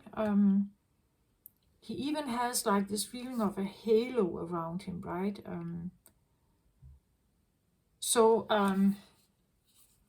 I get the feeling of like a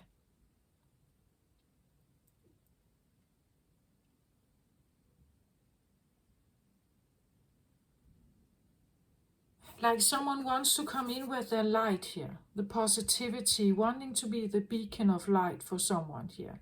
I actually see it a little bit like he's knocking on that trunk here of the tree, and then there's someone on the other side not hearing anything, not responding, doing their own thing,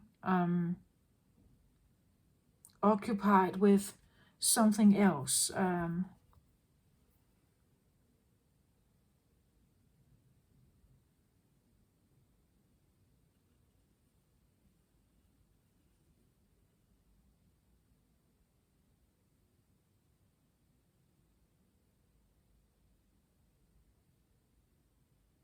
And again, he comes across a bit like a saint, doesn't he?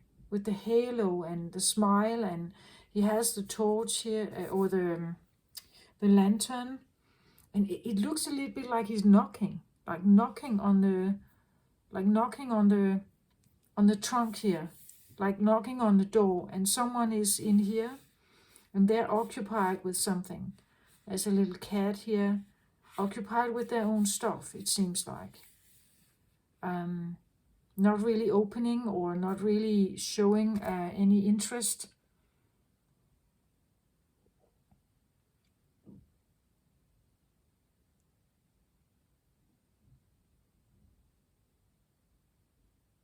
It seems a little bit like someone who really has like the feeling of the halo, the light, the smile.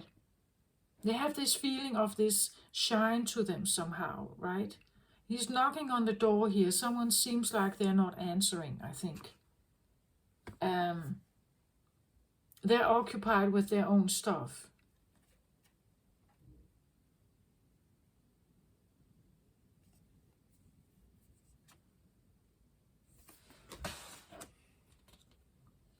Again, it seems like someone is like the holder of the light of the world. So of course you are drawn to that. They may have some kind of charisma, some kind of, as I said, like shine to them, like an abundant life source feeling.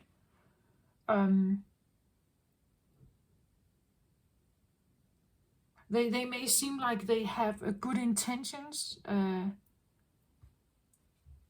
like they are a bringer of positivity.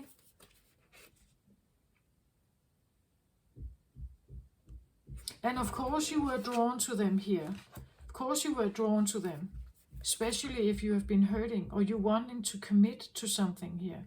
You wanted to be part of this. But again, this can be a teaching, right? It can be a religious teaching, a cult. It can be a whatever it is. But the point is that the forefront of this, the forefront person here, is someone magnetic. They have a magnetic aura or something. They show this abundance, right? They show this abundance somehow.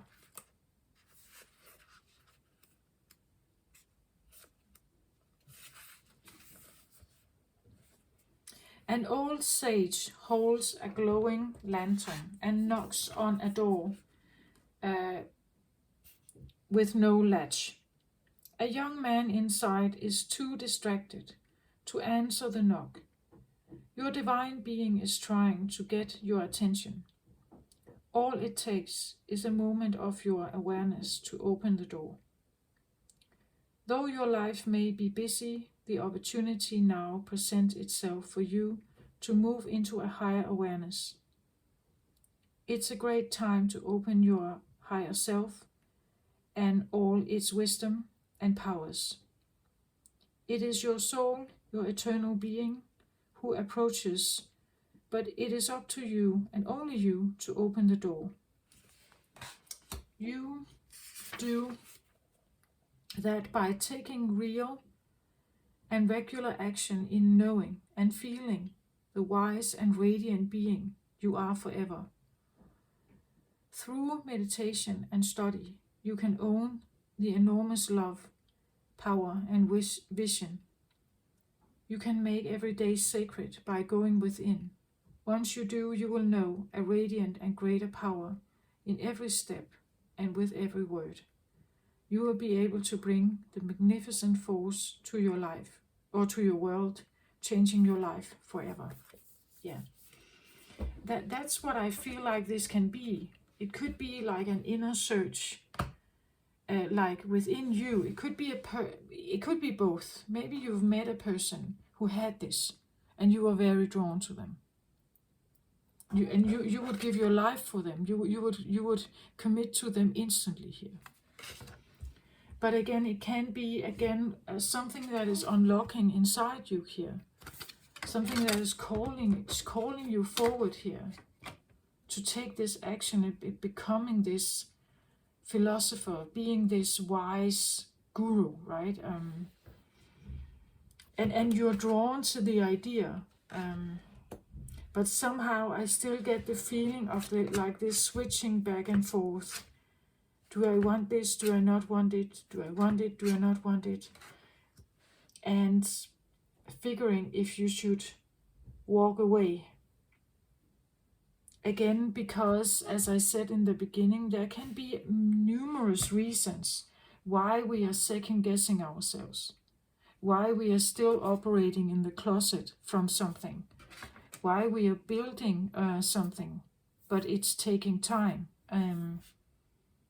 to trust in ourselves, to become that one. Maybe you are not feeling good about it, this idea, but what if I actually do become successful? What if people now suddenly ring me all the time? That there can be this idea of wanting to do the right thing, or being the right thing, or being powerful here. But one thing is that as long as I keep it to myself, I don't need to involve anyone else in it. And it can be misused. It can be, as long as I'm concentrating on just healing myself and getting myself free, maybe releasing myself, creating my freedom here. This is what I'm occupied by. I'm occupied by becoming strong enough so that I can free myself. I can get myself out of tumultuous waters, and I can't walk away. Again, I get this feeling of slowly gliding through the water in like secrecy, or in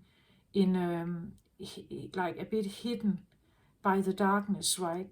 That maybe you're leaving in the middle of the darkness here, or you're leaving hidden, like in the sense that if this is emotionally, you're leaving emotionally as well. You're doing it silently, cautiously, cleverly, maybe energetically. That you are seeking the freedom to slowly but surely dwell away, like evaporate, like something you can just evaporate away from it in the midst of darkness, right? In the midst of where nobody is seeing you. You just take your flight here. A little bit like the phoenix, right? Rising from the ashes here. But I get more like a phoenix rising from the like deep dark waters here. And taking the flight slowly but surely, but doing it again hidden here. Nobody actually knows that you are leaving, energetically leaving, or again, it's high priestess energy. So this is energetically, it's cutting karmic ties. It's something that has to do with this whole esoteric spiritual world. But that's the way that you cleverly and secretively leave, as seen here.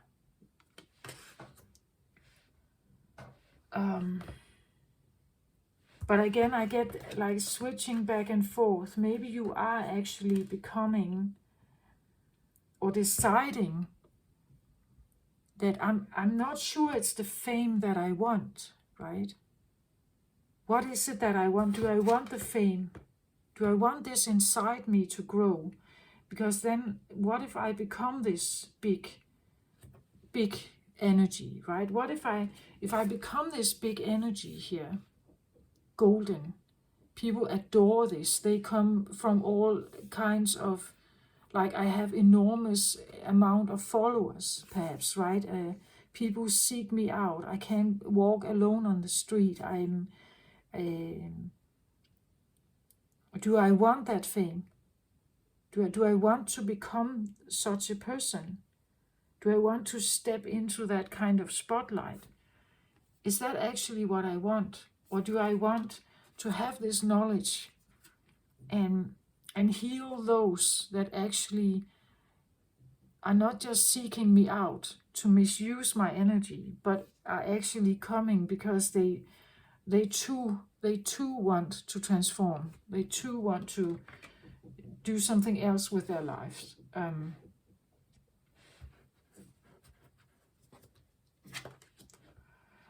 I get the feeling, I must say, Sagittarius, that um, like a back and forth switching of, I don't want this, I don't want to be this, and then I want to be this, or I want to connect with this. I don't want to connect with this, I'm leaving. No, I do want to connect with this. There is something that is,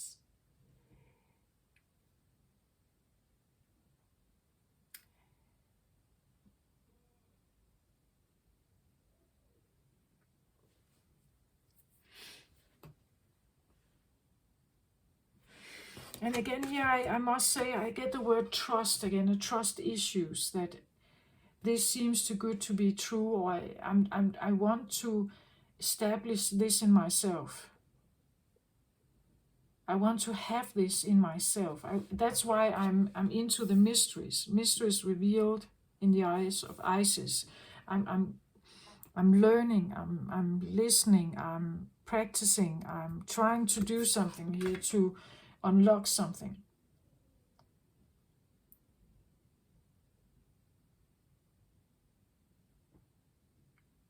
And it seems like you were drawn to something, like you were drawn to something or someone here.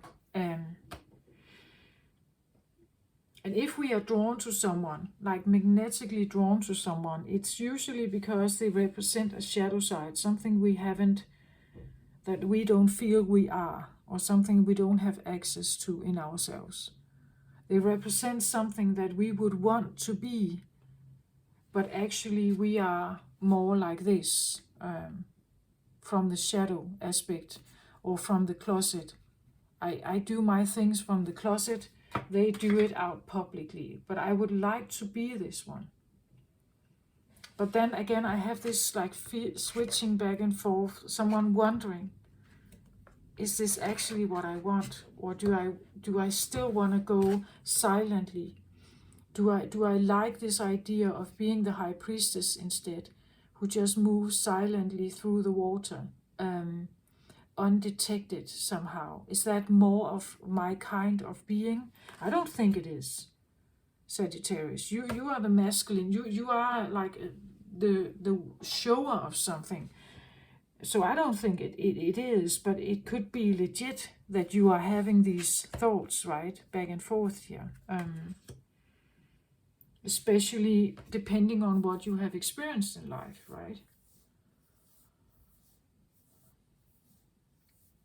But you are dealing with the ankh here. You are figuring out, you're spinning this ankh here and figuring out how to find life for you.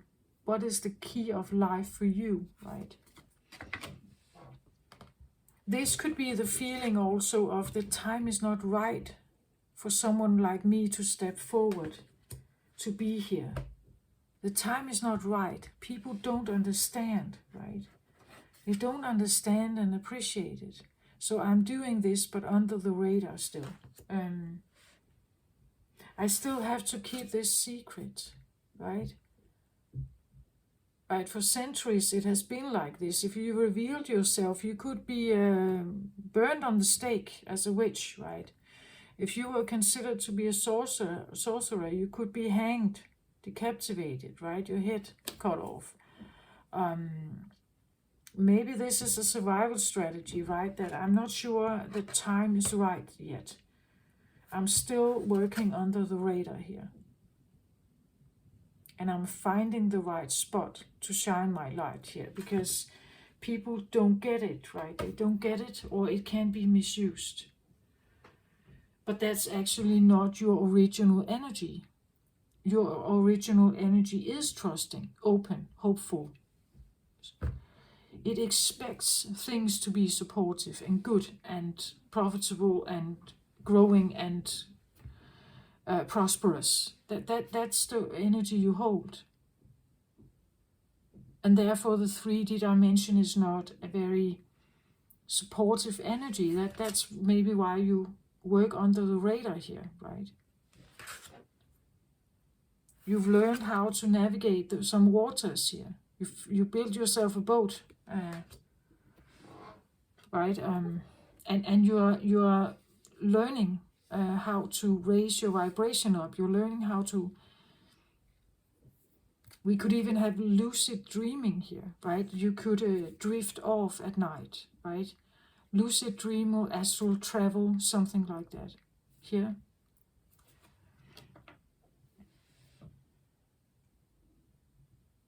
It's like the feeling is this idea that I want to go there, but it's like the world is not ready for this. There is too much moon here. Like there's too many secrets, too much hidden, too many masks, too many lies, too much betrayal. And you're switching back and forth whether is the time right or not.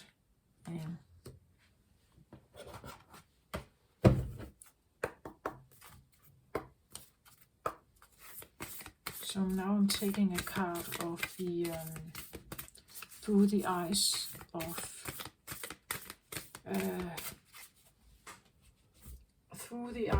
the soul oracle cards here.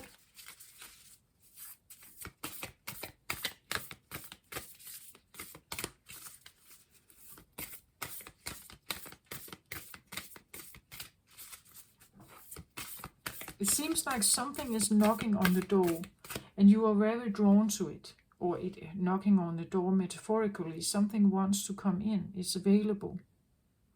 And you're drawn to the idea of success, infinite supply, whatever this is. Fame, maybe. Fame. Finally being seen for who I am. Something like that. But I also see how that you are maybe not trusting it entirely.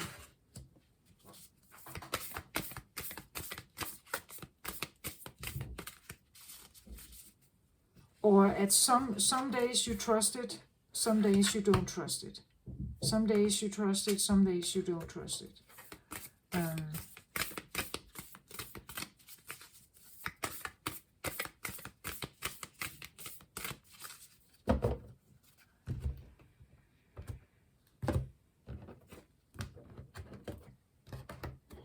And it is because you are maybe up against energies that are not open.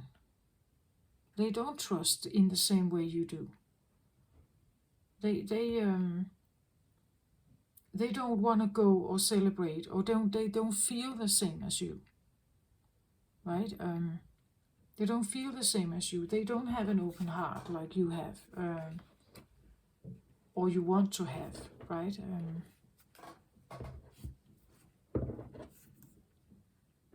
So it's difficult for them. It's difficult for them to give you what you're looking for, to be that open. And maybe that's why you, again, from time to time, again, find yourself leaving a situation here. Or wanting to, perhaps. Be courageous. Truth conquers all.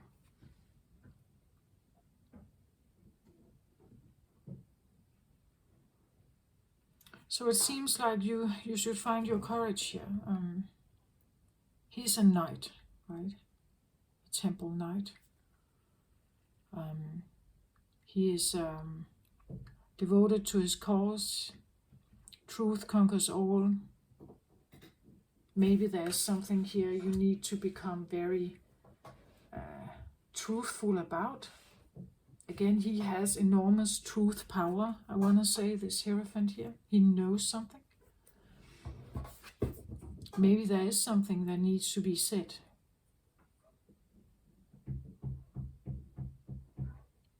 And this idea that truth conquers also, even if you tell your truth. And it means that you can't stay. after you tell your truth, you can't stay. Something becomes very ugly, a confrontation or conflict, that even if you are saying you're speaking your truth, and it means that you must leave the scene, that you're no longer welcome or something, it doesn't mean that you are wrong. It doesn't mean that you are off. It doesn't mean that you can't find your happiness somewhere else. Truth will always conquer all, it seems like here.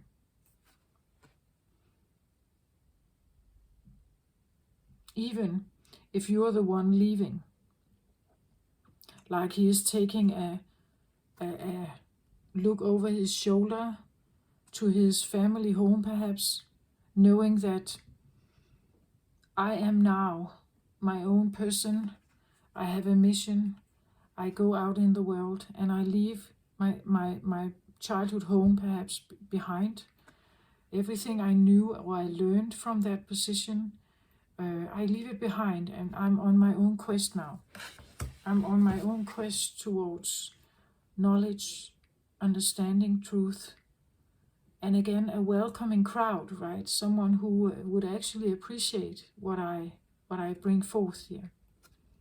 And situations and groups and people that will hear my words. Thoughts are about words and communication, belief systems. Someone or groups or societies or communities that will hear my words. Even if it means that I have to walk away from what I know, I'm going to speak my truth. And if they don't like it, well, then maybe, yeah, I need to find others who do. But there could be this, I'm doing it, no, I'm not doing it. I'm speaking my truth, no, I'm not speaking my truth. I want to speak my truth, I can't speak my truth. I will be thrown out, I will be the outcast. And maybe not feeling strong enough for that, right? Again, here you are quite codependent, or you're quite seemingly very attached to something here. At the bottom of the deck, I get you are cherished and protected. Yes, always. That you should know that the driver here, the Ankh, and the Hierophant here is telling you that you can get out, right? And that you are protected always. Cherished and protected. And loved. By a universal energy here. It's almost like it's embracing Earth here, right? That no matter what happens, you will be protected and cherished and loved always. Because that's the energy you come with, right? We even have like the pink angels here. Angel wings.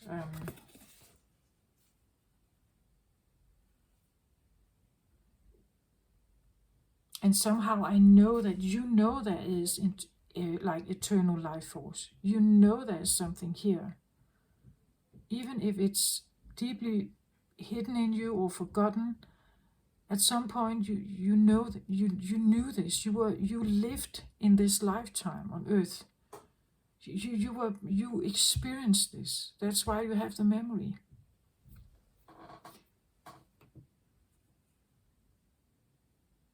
And here I talk about incarnated souls who has been here before, right?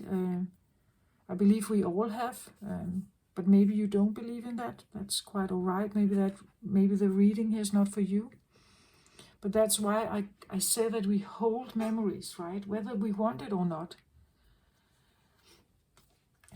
We are part of Earth, and Earth was created with this Big Bang 13.8 billion years ago. In the beginning, it was just an immense amount of dust swirling around each other, magnetically drawn to each other, keeping the particles in a spin around each other. Eventually, it became denser and denser. They clung and united with each other. But this union all these unions, all these clinging and magnetically pulling each other in, it was still different particles. It was still different, you could say, origins of particles that clung together and became Earth. And we have this magnitude of life on Earth. We have different species of humans, we have different species of animals, we have different evolutionary states of understanding. I believe that's all part of the consciousness mix that we hold. Some can be found in the zodiac understanding. Something can probably be found in numerology understanding. Something can be found in the names we carry, the eye colors we have, the pursuit we have in life. We can see each other as humans with our own self, with our own world. We can see ourselves as one big giant atomic fusion that created all sorts of life force expressions. I believe we are all atoms to a certain point. We hold some kind of energy. And atoms can fuse, right? They can find each other, they can connect. Some connections are mutually beneficial, some are not. Some are parasitic, I believe that that's how we interact with each other. We find ways to interact. Our conscious brain wants life to be more than just an atomic physical interaction. So with our brain, we can create a different reality. That's exactly what you have here. You're the holder of the 5D consciousness. Your original DNA has experienced this on Earth. Times, golden age times, right? Where everything was fluid, where everything was abundant. You could say this could be the time where Adam and Eve was in the Garden of Eden, where everything was possible, everything was available, everything was good, everything seemed beautiful, and there was nothing there that could hurt them. They were in the embrace of God, right? And coming out of that Eden garden, this is where you experience some other kind of reality. Something that is not inside the garden, right? Take that how it resonates. I hope this helped, or I hope this somehow felt recognizable for you. That's what I feel like. There's an enormous energy in you, Sagittarius. Just don't doubt yourself. Still, Sagittarius is maybe operating under the radar because you know it's like Earth is not ready yet. They can't seem to appreciate us. They can't seem to appreciate it, what it is that we are trying to build on Earth, what we are trying to do on Earth, why we are here, that there is actually an enormous power and positivity, magic, linked to the Sagittarians. But it seems like the world is not necessarily ready for it. I'm not sure that's true. Part of it can be your own upbringing, right? But it's just, that could be something you're facing. The switching here, back and forth. It could be something you're facing. Okay, this is what I have for you, Sagittarius, about DNA memories. And again, I believe it's something that has to go. Of course, you have to believe that you are big, that you are enormous, huge, that you are successful, that you can fly here, that you hold enormous power, beautiful, beautiful power. And if people can't see that, if they shut your light down, I want to say, walk away from it, right?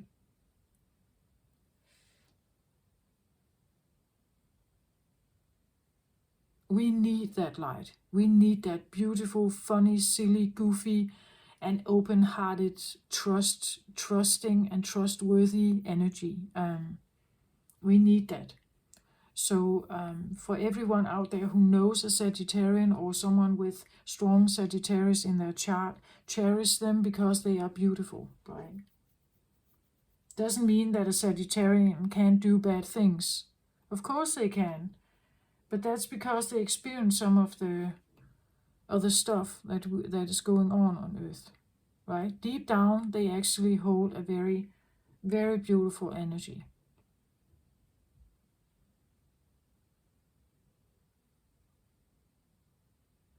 Yeah. But I believe that, well, all zodiac signs hold a beautiful energy deep down. But the life on Earth here, the 3D, third dimension, is really questioning all of that. It's making us question ourselves, our originality, or the authentic you. And your right to show it, your right to show up and be like that, right? That's what I feel like. Hope this helps somehow. This is what I feel like that is part of the zodiacs, that we are such a mix, right? We are all such a mix. And when we meet each other, we can really have this beautiful interaction, but we can also shut down because what we are facing is too big or was too hurtful, right? Too dark or too closed. And some of this has to go, right? The closedness has to go. If we're the fifth dimension is about open hearts. And I believe many of us live from a place of closed hearts because our interactions, our encounters have been too harsh, right? That's just my opinion. Take it if you want, and if not, just let it be. I wish everyone out there the best. Take care of yourself, and know that if you resonate with this beautiful, positive, supporting, open energy, just hold it dear, right? Protect it and observe the world around you until you know that this is safe for me to show. This is a place where this will actually be appreciated, where people will not shove me away or cut me out or block me or something, right? That's what I feel like I have for you. Again, don't let any other person's interaction, their way of responding, don't let that kill your beauty, your love here, right? Never ever let anyone kill the love in your heart, right? It's just their projections. It's just it's from their point of view, right? They see it from a different angle. They have different memories. So maybe we can respect the memories that every person is holding here, knowing that some are struggling with some energies here. And you just keep that light alive here. You keep your lantern on, right? And you choose your crowd. That's what I'm telling you. This is what I have for you. Take care. Love and light to you. Bye-bye.